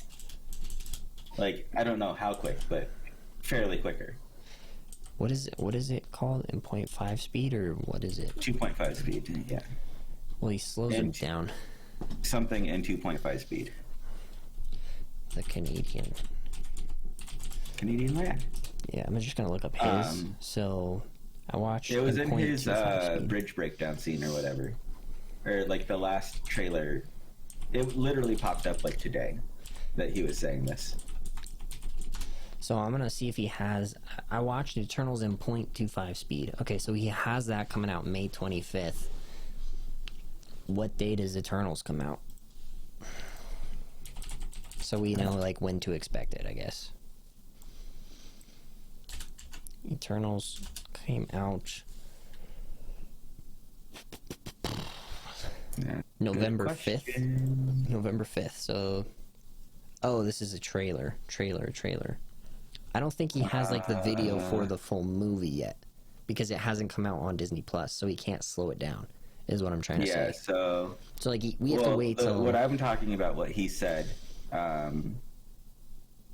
was. Watch these 5 details before you watch Spider-Man No Way Home. It was his posting from 13 hours ago. By the time this goes up, it's probably going to be posting about a day ago. Okay. But it's like his little like trailer things. And in that, he said that he was going to do some more breakdowns and do like 0.25 breakdown and try to get it out fairly quick. Okay, that's fair. So I think he was given something specifically. Okay. Who knows though? Maybe I'm just because like I see like the Canadian lad too much. Let me see all like these we videos. hype up new rock stars too much. Yeah, true. We don't hype you up too much. Sorry, guys. You guys get the exact amount of stuff that you guys deserve. Yeah, you get all the hype that you deserve. So like he has like everything for Loki. He has everything for What If. He has 8 new details he's able to watch them and the slow down speed. Yeah, he can't. Can't do it for Spider-Man. You got the Shang-Chi one 2 weeks ago. That's up on Disney Plus already as of 2 weeks ago. I mean, it's been up for a little bit more than that. I think. Probably. But, yeah. So pumpkin grenade. But anyways, if I. So the pumpkin. Oh, here's what happens. The pumpkin grenade goes off. It blows the scaffolding. Everybody else has been cured other than Norman. He's the last one that needs to be cured. MJ gets thrown off the scaffolding. Oh yeah, and this is potential crying scene number 3. Like I kind of teared up, but I never fully cried. Yeah, I didn't cry at this one. So like Tom sees MJ getting blasted off, and he like jumps, and as he's jumping, the goblin comes in and like swoops and hits him away, carries him away, so he can't catch MJ. So Andrew Garfield sees what's going on, and he's like, "Oh shit, this is what happened." To freaking Gwen, and so he jumps and he makes the same like kind of jump as Tom was going to do, but it kind of looked like Tom was maybe getting ready to go for the thwip to save her. Yeah. But instead, he just like tucks his arms to get as much speed as he can, and then pushes one of these scaffold things in the way and literally catches her. Yeah. And then uses his thwip to save, like, to bounce and land on the ground safely. Yeah. And it's just like that moment of, it's like he was able to do what he like needed and like really redeem himself from the death of Gwen. Yeah, 100%. And like it was a pretty touching scene, because like that's like he saved this person's life, and she was following the same way as Gwen was, like, and he was able to save her. It was that like that scene that The he tower needed. scene. Yeah. Yeah. It was that same exact way. Yeah. It was what he needed, though. Like, you could see it in like Andrew Garfield's face. Yeah. Like, it's like, I saved her where I couldn't save Gwen. Yep, 100%. Like, 100%. and so he, yeah. And that was like the potential like tearjerker scene number 3. Yeah. It didn't make me cry, but I think it was funny because she goes, he goes, "Are you okay?" She goes, "Yeah, are you?" Yeah, because he looks like he was getting ready to cry. Like he was gonna cry, like, he's like, I saved you. He saved her. He saved the girl this time.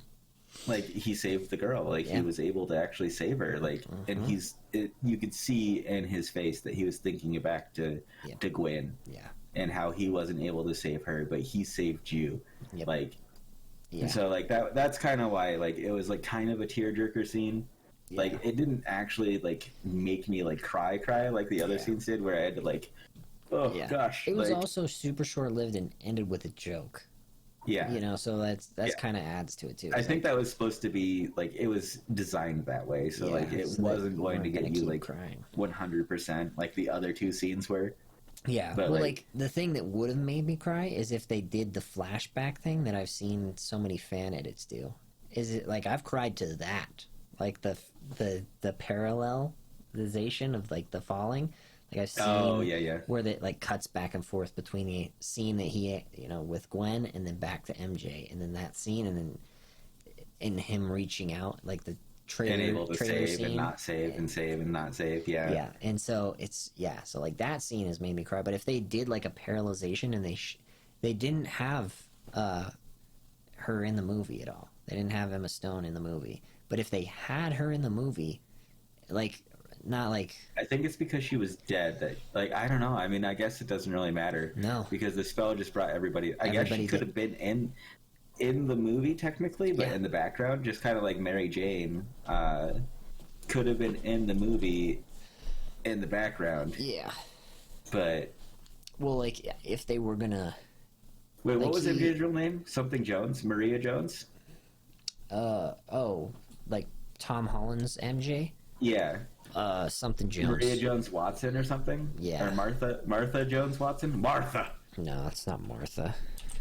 Let me see, Mary Jones. That sounds right. It's not, I don't think it's Mary Jones, because, like... It's not Mary. Michelle. Michelle Jones? Michelle. Yeah, that's right. Michelle Jones. Michelle Jones Watson. Yeah. And she's like, I don't go by Watson. Yeah.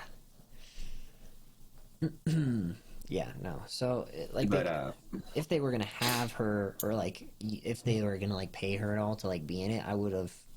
And they wanted to make us cry right there. They could have easily done something that these fan edits have done, like where they like. I think her. It just was the reason why they didn't bring Emma Stone in, or even Kirsten Dunst. Yeah. It is Kirsten, right? Yeah, they didn't need to add them. Yeah, Kirsten They didn't Dunst. need to add them. They weren't gonna add anything to the story having them in. No, like, not at all. Like the only time that it would have added anything to the story is during the science scene. Yeah, because they don't have any other place to Gwen be. could have helped in the science department, where like MJ would have been like when they were talking about like, do you have anybody? Like, and then Toby's like, well, yeah, I got somebody. It took a while, but like. I got her. Yeah. And he's like, it's my MJ. Yeah. Like, that would have been like the only time that it like really needed. Yeah, I like the inconspicuous aspect in not keeping them. It also is like, that tearjerker scene earlier, like directly, like he says, "Yeah, no, she died. Like I couldn't save her." Like to include her later as like a, "Oh no, I'm alive in this universe." It would make it impossible for him to like continue fighting the good fight with the Spider-Man. Yeah, he wouldn't want to push the button. Yeah, no, he'd because be like, he'd start fighting with the villains. MJ/Gwen is here. Yeah, he'd start fighting with the villains, and that would have been crazy. And that's just the reason why they couldn't include her. I think now that I think about it a bit more, like they could not do that. But then the multiverse starts blowing up, and freaking Doctor Strange is on top of the head of the Statue of Liberty and is trying to sling these spells out to stop the rips, and he's slowly like stitching them together, but he ends up like getting his hand tremors because he's doing too much. Yep. And isn't able to like actually cast as many spells to like fix them, because he's never actually fixed his hands. Yep. His hands are still busted. Yeah. It's like that guy who was playing basketball from the first Strange, where his legs were he was still paralyzed, but he was able to use magic to make them operate. And so, like, that's what he was doing with his hands this whole time. So that's why he still has. But he could just fix his hands. He could, yeah, but he chooses not to. Yeah. Out of kind of the same, like legacy. Just because know where you come from, kind of thing. Yep. 100%. But Tom Holland ends up fighting the Goblin on the shield that's like halfway in the water, and is just beating the crap out of him, saying, "I just want to kill you." Yeah. Like, and the Goblin's like, "Good, show me." And like the Goblin starts fighting back and putting out his like arm sword. Yep. And Tom's just like, "Nope, I'm gonna break that," and then like starts punching him, uppercutting him, like all these things. And then Toby and Garfield just like look at each other and like, we gotta step in. Well, they don't initially. They don't. But we gotta watch sort of with their eyes. They're watching, seeing Tom, and then Tom goes over and grabs the glider, and he's getting ready to like whoop-a, and that's when Toby jumps in and he's like, "No, man!" He catches the glider from being impaled on the Goblin, and is just like shows him in the face, and he's like, "You don't have to do this, man. You don't have to do this." And then of course the Goblin gets up and stabs Toby in the back. Yep. And that's when Andrew Garfield comes in and whips the serum for the Goblin at Tom. Tom catches it and then jams it straight into the Goblin's neck, and it works. Cures him. He's no more goblinized. He's de-goblin. Yeah. And Norman goes, "Oh no, what have I done?" And you just feel bad because, that's the guy he was trying to help this whole time, and he does it, and everything that Aunt May wanted pays off.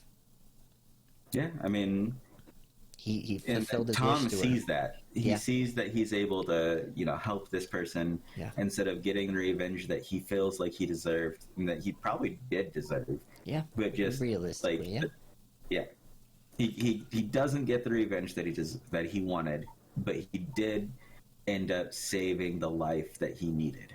Yep. To save. Yeah, that's literally what he did. Yeah. And so he swings up to back up to Doctor Strange, and Strange is like, "I can't stop it, like it's coming through." And Tom's like, "You're gonna have to cast a spell again, because that would stop this, right?" And he's like, "Yeah, it would, but you know what that means?" And he's like, "I know, but you're gonna have to do it. You're gonna do it." He's like, "Everyone you gotta forget." Do it. And he goes, "You gotta go say your goodbyes." And so he starts casting the spell. And he holds off on finishing the casting. Yeah, he does. You can tell that he does. Yeah, no, he waits for him to say all his goodbyes, and then he looks up at him, sort of, and he I think that he jumps up on top of like a ledge over by the Statue of Liberty. It's a ledge. And then he doesn't swing away yet, but he looks up and watches as it happens, and then he casts a spell, and then everything sort of fades away. And then a reminiscence of the snap when people got snapped. Yeah. But he goes down. He says his goodbyes to the Peters. Yep. Peter 2 and 3. And that's when they have the little saying of yeah, we know, we get it. Yep. And They give him a like hug. Toby at one point in time before that, he's like, I've been stabbed before. Yeah. Like, I'm fine. Yeah. Like, and at this point, like, he's standing there with Andrew Garfield, and Andrew Garfield's like, all right, You're in well, a you lot ready of- to go? And he's like, dude, I'm in so much pain right now. Well, yeah, Like, no, and then they Andrew like, asks him, they, and like he's like, basically blip out. yeah, he's But, like, you're in so much pain right now. And then they like give each other a little peace sign, which I really liked. And then he goes over to MJ and Ned.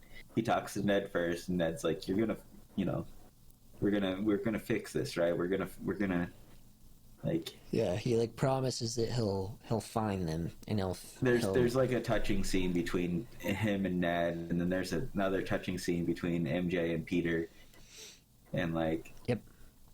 They're trying to say, no, we can't do this. Like just in the middle of the movie, like you can't make this decision without us. Yeah. He's like, But too he already late. did. I've already done that. Like I've already made this decision. It's the only way to stop it. Like Yep. you guys are going to forget about me, but I'm going to come find you, and we're going to become friends again. Like. Yep. He makes him a promise. And so, makes him a promise. Don't make a promise you can't keep.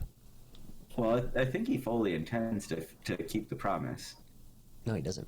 There's a scene. No, like there's a yeah, I know he like puts the note back into his pocket and stuff, but it's not gonna stop him from going after MJ. And Why was there still a Band-Aid on her head?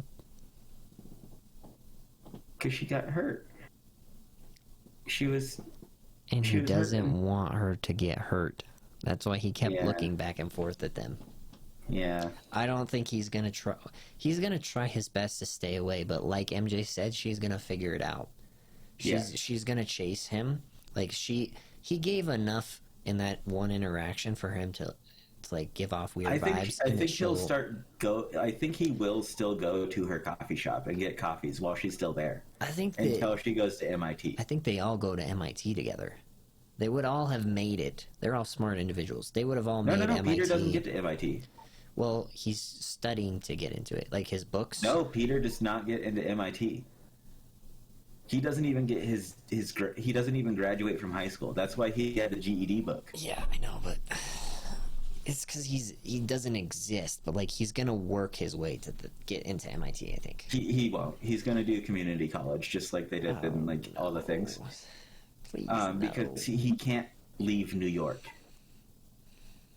Why? New York needs him too much Oh yeah, as the friendly neighborhood Spider-Man. yeah, that's He's fair. not going to go to Boston and become the friendly neighborhood Boston Spider-Man. Like I know he does in like some of the like Yeah. cartoons and Some of stuff, the runs. but like Yeah, okay, I get what you mean.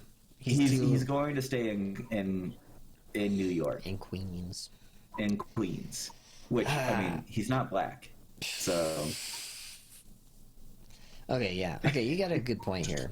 But that would make sense why he doesn't chase him. You know what I mean? 'Cause, yeah. like, So like until she goes to MIT, he's going to probably keep going to that coffee shop and getting coffees and having small conversations with her. yeah. But like I don't think he's going to chase them Yeah, no, I don't unless think they come back, and then like at that point he'll try to fix the friendship. But I think what I like about the scene is you took it as like he's like still like in on that promise and he's just gonna let things happen naturally. Whereas like I took that like him putting it in his pocket and seeing the cut on her head The still cut. and going, man, Time I'm a to move on. danger. I'm a danger to them. He's like, Yeah. I can't put them through that again. Like he like looks at like Ned. He's just sitting on his phone, living a normal life. You know what I mean? He sees that, Yeah. like, and it can be interpreted either way. Like I don't think I'm right. I don't think you're right. Like it could be either, yeah, which is nice about it. I just think like knowing Spider-Man, he's just like I will get back to this later. Yeah. Like Mm-hmm. because he never really gives up on Mary Jane. No. Like, and then I know No. it's not Mary Jane, but it is MJ. It is Mary Jane. Yeah. Like, no. so like, I think he just has like that like bit of like, okay, we're gonna do this naturally. When it happens, it happens. We're gonna do this the hard way. Do you know who's Like- still gonna know who he is though? The best part of this is like this whole movie tees him up to be best friends with Deadpool. He'll break the fourth wall, and he knows that he's Peter Parker, and he knows exactly what he's been through. So he's like, dude, I get you. I totally fucking get you, dude. Like we're like no, like we're the guys who like nobody could be with, but like we got each other. Yeah. I mean, there's a chance. I mean, we got 3 more Tom Holland movies. Yeah. Presumably. Yeah. But yeah, so then he goes and sees his Aunt May. Yep. Her grave.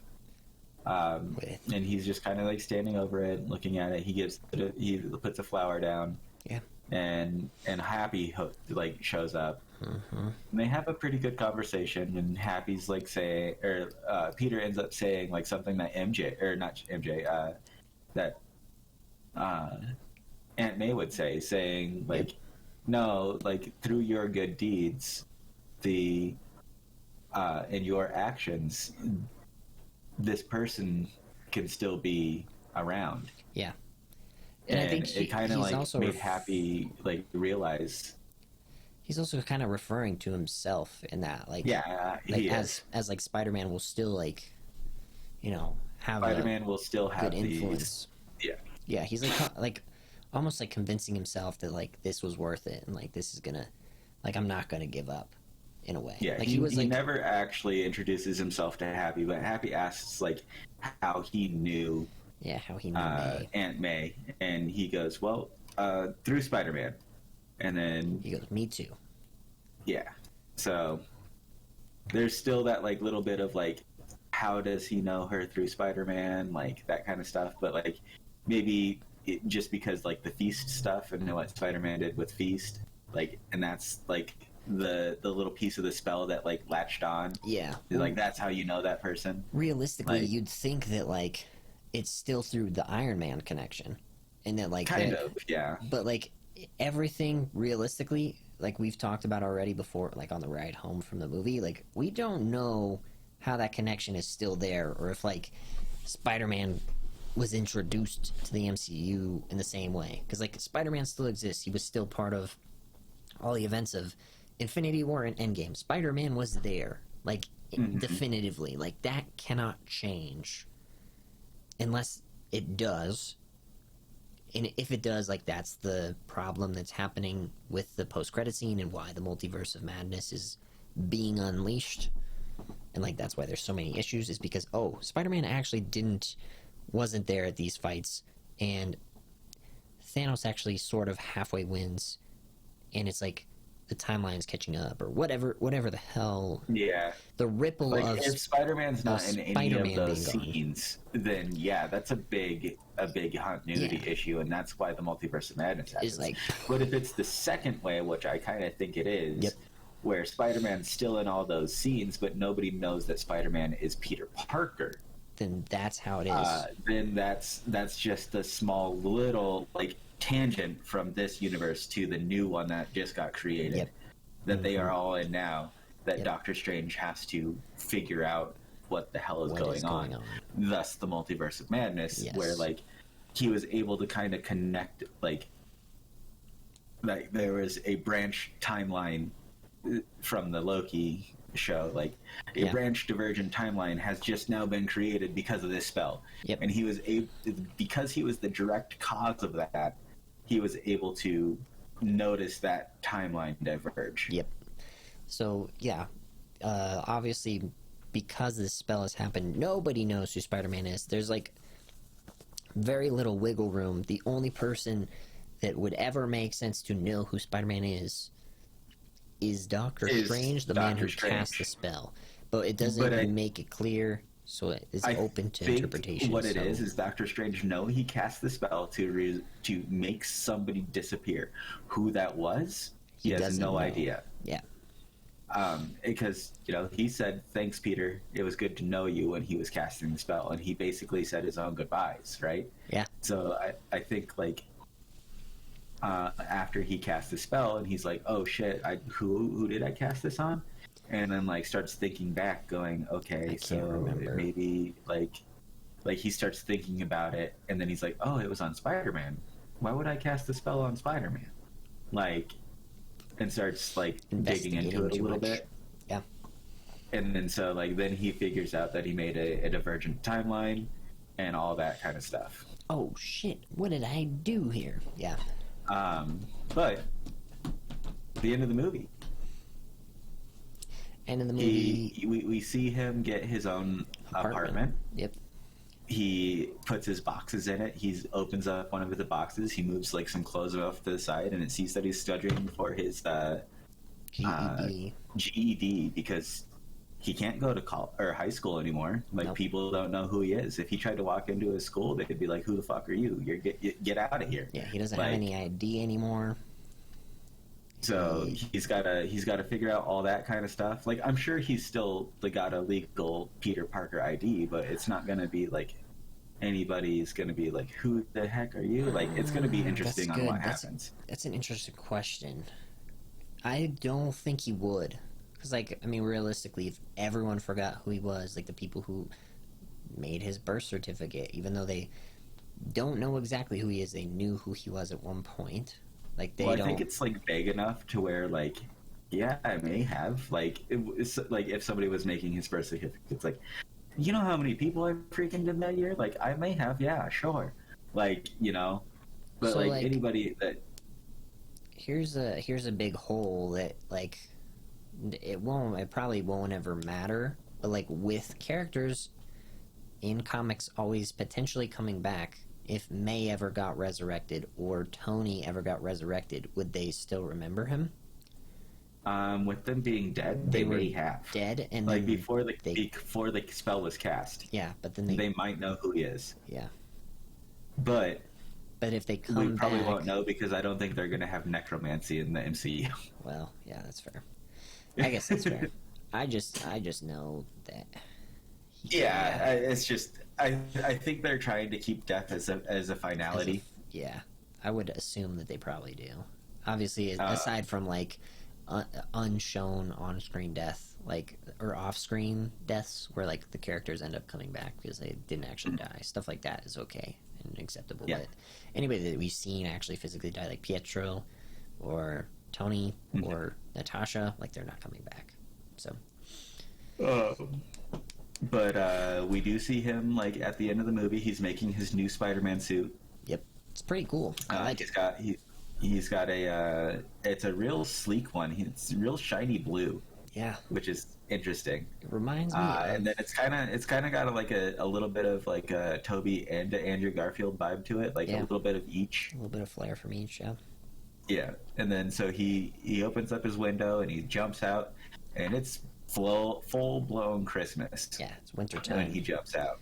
Yep, we go and he swings over the Rockefeller Center, like we said earlier. There's skaters like skating there. That happens to be where the final fight is in the Hawkeye series. Obviously, we'll figure out what all goes down in that series. Shows up. Yeah, if we'll see next week. Dude, if he shows up, that would be amazing. I would love it because it would make sense. Because then that could bring in like him like dealing with Kingpin. Yeah, like he kind of does sometimes. Yeah. Like especially since it's literally like right over his freaking window. I could literally like. The thing is there's so many people. Like, say, obviously Yelena's probably going to be on Kate and Clint's side after seeing what she saw. Yeah. But like it's because like she just saw Kate's mom hire and herself, to kill Clint, like with seemingly no reason, and it's like very recent. So it's like all connected to like Clint showing up and causing issues with their operation. So she's like smart enough to understand. Oh, that would be really cool. I would love if freaking Spider-Man showed up at the last fight and he's like, he swings down, he stops like Kingpin punch or something, and he's like, "Hey everyone." Hey everyone. Like, hey everyone. Like the same line. Like, they're like, "Who the hell are you?" The same intro line. Well, like then Clint will know who Spider-Man is. He was still there at that fight. Yeah, but it's still like it would just be like that would be a way to clear it up really quickly with the confusion. Not that there is any confusion, but like the potentiality that like he wasn't in those fights. It would be really quick if like he flies in, grabs, stops the punch, and everyone's kind of like, even Clint is like, "Who are you?" Like Spider-Man doesn't exist. Yeah, I mean The thing is he does. Like, yeah, but it'd just be like, but like if he slings it, he's like, oh, thanks for the help, Spider-Man. He's like, no problem. I was just swinging it and swinging through, like, you know. Yep. But I'm imagining he's going to be off doing something else. Yeah, I would agree. Maybe he gets post-credit scene. Maybe. Probably not. So the only other person that I could see showing up if Spider-Man doesn't is Daredevil, because like they're super outnumbered. It's like Echo and Kingpin and all his men versus Clint, Yelena, and Kate. Like there's like hundreds. Like I don't know how many people work at Trusted, bro. It'd be kind of cool if Daredevil showed up too, especially since we know like he is absolutely MCU timeline. Yeah, he's 100% there. So that would be kind of cool. Yeah. But yeah, that was the end of the movie. Post-credit scenes, we kind of already talked about. Yeah, Eddie was sitting down at a bar getting trashed. Yeah. Or mid-credit. Yeah. Mid-credit scene is... Eddie was sitting down at a bar getting trashed, and he was actually getting trashed. Yeah. In the Venom movie, Venom was saying, our metabolism is too fast, we can't even get drunk anymore. Yeah. So there is at least somewhat of a multiversal like effect on him. Yeah. Because Venom was even like, we are drunk, Eddie. Yeah. And like gets up and slams his hand on the table. Let's go skinny dipping. Let us go skinny dipping. Yep. It's like, and Eddie's like, no, we are not going skinny dipping. And the guy's like, you have to pay for this, dude. Yeah. And then he's like, they look at his hands and he's like, oh no. Well, Venom like has that. They start getting blipped out. The thing is Venom has that same like tingle thing that Peter had when he was getting blipped. Yeah, he knew. He's like, wait a minute, we just got here before anything was actually happening. Yeah. Like right before it happened, he's like, wait a minute, we just got here. And he knew that they were going back somehow. Like even though like there wasn't like that beam of light when they first happened, like he just knew instinctively, like, oh, something really bad just happened. So like he has that same sort of like interdimensional sense that Peter does, like the whole what the fuck is going on. Yeah, and then he left a tiny bit of Venom symbiote behind. Yes, so just a little ink blotch. Let's talk about your theory. I haven't talked to you about it. Let's do it. But I think that symbiote is going to latch on to the bartender, of course. Yes, initially, and use him as a host at least for a little bit. I actually think Flash Thompson is going to be the connection of this symbiote and Spider-Man. Yep. Because we know Flash is, not one to not go on really fancy vacations. So he's going to go wherever the symbiote's at. I think it's Mexico. The symbiote's going to latch onto Flash Thompson and bring him back. And the symbiote's going to be like, oh, you know Spider-Man. He's like, yeah, I know Spider-Man. I'm best friends with Spider-Man. He's like, you don't lie to me. Like, that'd be insane. No, but probably still knowing who Peter Parker is because he's a multidimensional being. So, knowing that Spider-Man is Peter Parker, making a appearance of Black Suit Spider-Man for Tom Holland. Yep, there's a chance. So. I think that's the connection is Flash Thompson. Yeah, I want to say it is, and I wanted to also note it's Mexico that they're at. Like I know you were like questioning where it was directly. The hat of the bartender said Mexico or something. Oh, it did say Mexico, or like there was a sign around the bar that said something Mexico. So it's in Mexico, somewhere in Mexico. Flash Thompson could easily take a winter break vacation or spring break. Is happening in when the next Spider-Man movie is like a spring break vacation, and they all end up going there or they're out there for some reason. And since Flash Thompson has always been a big Spider-Man fan, he's always going to try to be where Spider-Man's at. Yeah. Except for when he's at MIT, of course. Literally, the next title for Spider-Man could be like in Spanish. Think about it. Think about it though. Specifically, who's Spider-Man 2099? Yeah. Hispanic man. That sounds racist. That sounds racist. I'm sorry. He is Hispanic. But he's Hispanic, and not that like he operates out of Mexico. He still operates out of New York, but like that's the tie-in for Into the Spider-Verse. Like it just makes sense that they'll be in Mexico for some reason, and that Spider-Man 2099 would be involved. That they're somehow in Mexico, and that like that's how the symbiote. I mean, the symbiote itself knows that, like, Spider-Man is in New York. New York. Yep. So, like, it's gonna head that direction anyway. Even probably. if it doesn't know who Peter Parker and Spider-Man are, Yeah. it still knows that Spider-Man is in New York. Yeah. I guess that's the one thing that would be different, is, like, Venom is a hive mind. Like, symbiotes are a hive mind. The only other person that would know who Spider-Man is outside of Strange, if he does know, would be Venom, I guess. I think Venom is probably the only one that does know who Spider-Man is. Yeah, if Strange doesn't know, then the one person who does is Venom. Because Venom is a hive mind. But yeah, that's kind of the mid-credit scene. Post-credit scene is a trailer for... Yeah, it's a full-on trailer for Multiverse Madness. of Madness. Like 2-3 minute trailer. When does the Marvels come out? Because there is... Oh, jeez. I don't think they've set an official date for it yet. I think they have, actually. I think they just recently... Is it April? I think it was April. It's 2023. It's a movie. The Marvels. That one. Yeah, okay. the I thought you were Marvels. talking about Miss Marvel, the TV show. Miss Marvel, they have a date for that as well. Well, they don't have, like, a direct date for the Marvels, but they know it's 2023. And then they have... Let's see. Miss Marvel. It's 2022. I guess not. I guess it's not. But yeah, full-on trailer for Doctor Strange. Yep. In the Multiverse of Madness. We've kind of talked about it throughout this quite a bit. Yeah. I don't know if we really want to jump too much into it since we're almost at 2 hours. I think we are exactly at 2 hours. We're at 2 hours and 15 minutes. Thank you guys. If you're still here watching all this, thank you very much for listening and bearing with us for this whole thing. Obviously, you've just gotten a full description of the movie. Everything that we've thought about it pretty much is in here. So it's a full recap, not just a review. A full recap is what this is. We might have another smaller one when William comes in, when he's able to watch it. Yeah, we probably will. Talking more so, specific about certain things. We can get more specific on details and really get what he thought about it, because he's the wild card. Yes, See how many times he cried. So,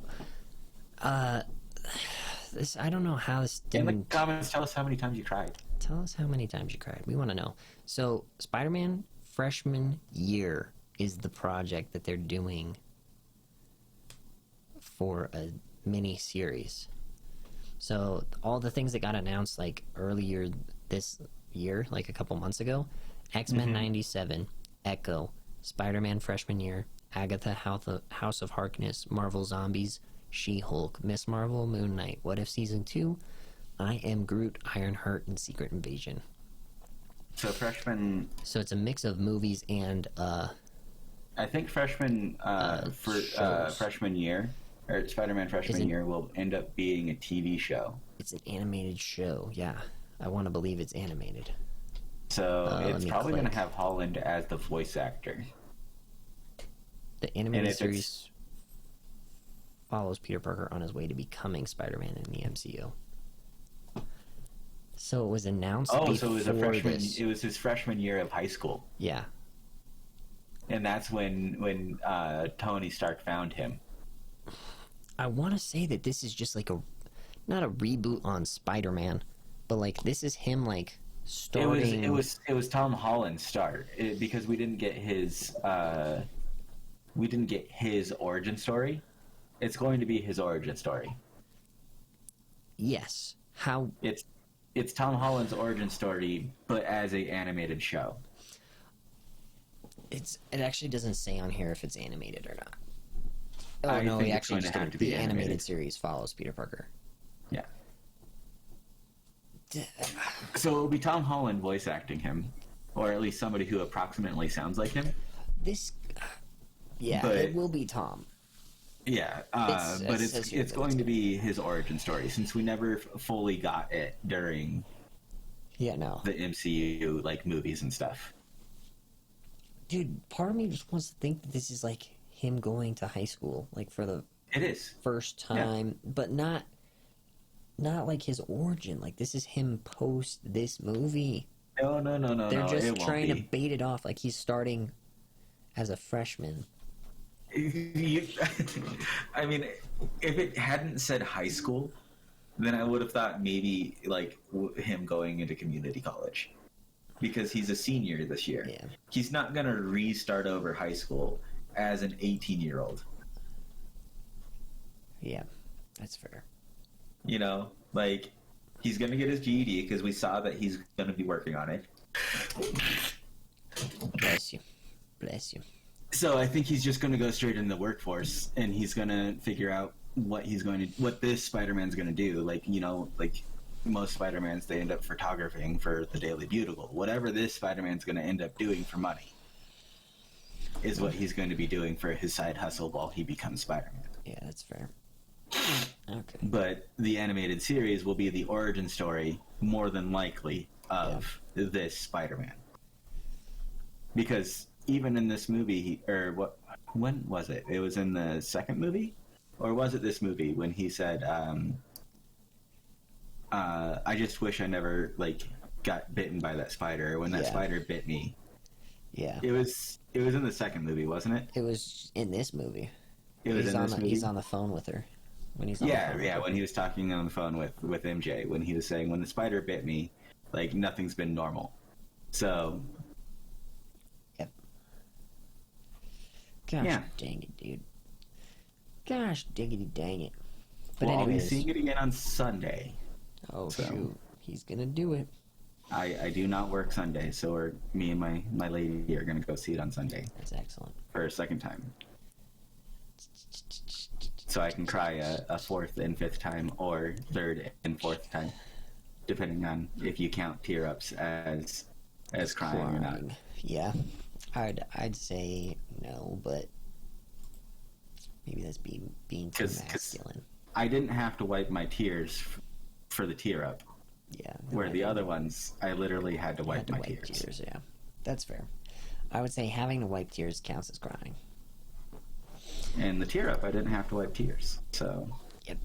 Okay. So. Yeah, I don't think we can dive into the post credit scene like at all. I think we should wait for William to see it. Yeah. And we then can do a full reaction of that, and potentially they Plus, I think, like you said, we'll probably see it sometime after Christmas. I mean, I can look it up right now. Multiverse. Well, I mean, it was the Canadian lad saying that he was gonna break down the. That's what he said. He was gonna break down the post-credit scene. I have a full video of the trailer. First thing here. Yeah, Multiverse of Madness. 5.3K views 3 hours ago. I'm not gonna play it because it... what did you type in? Oh yeah, Multiverse of Madness trailer. Yeah, literally that, and it's the first video. And so like we can live react it. Not in this video. My first video is Den of Nerds, but then there's another one that's from Vitopi. Vopti, yeah. That's it looks like to be the actual trailer. Yeah, so, it does. So we can have William watch that sometime soon. I'm gonna open it and post it in our Discord chat. Okay, yeah. Well, don't do that yet, actually. I'm just gonna say, William, watch this eventually. Yeah, put spoiler warning on it for him, because I don't want him to watch it like thinking it has implications. There's also a second one I'm seeing here as well. I'm putting it in our off topic. Yeah. Watch this when you finish the movie. Are ready to record stuff after you watch Spider-Man.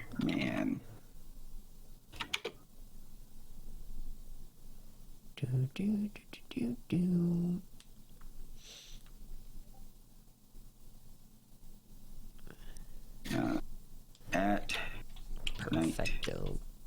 Wolf. And then... There we go. Boom.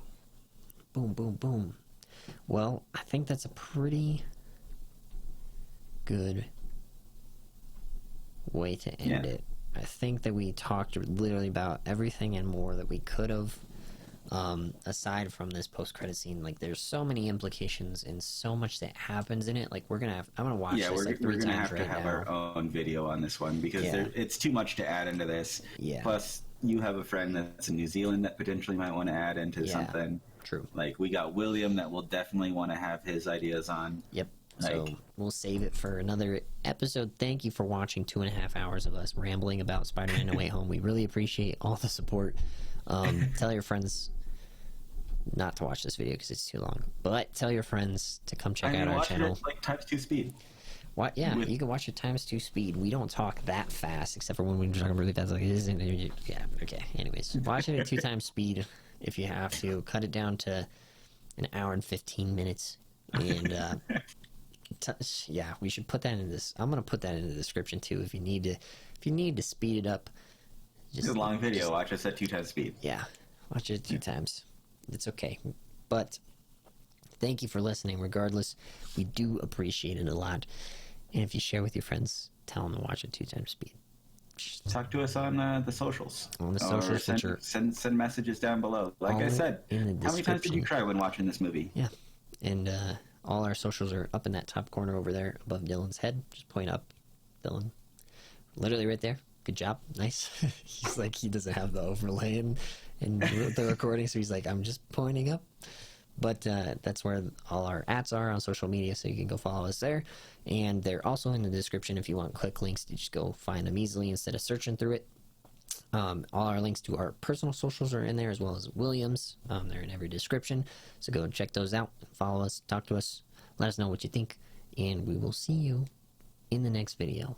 Until then, peace. Bye-bye. Bye.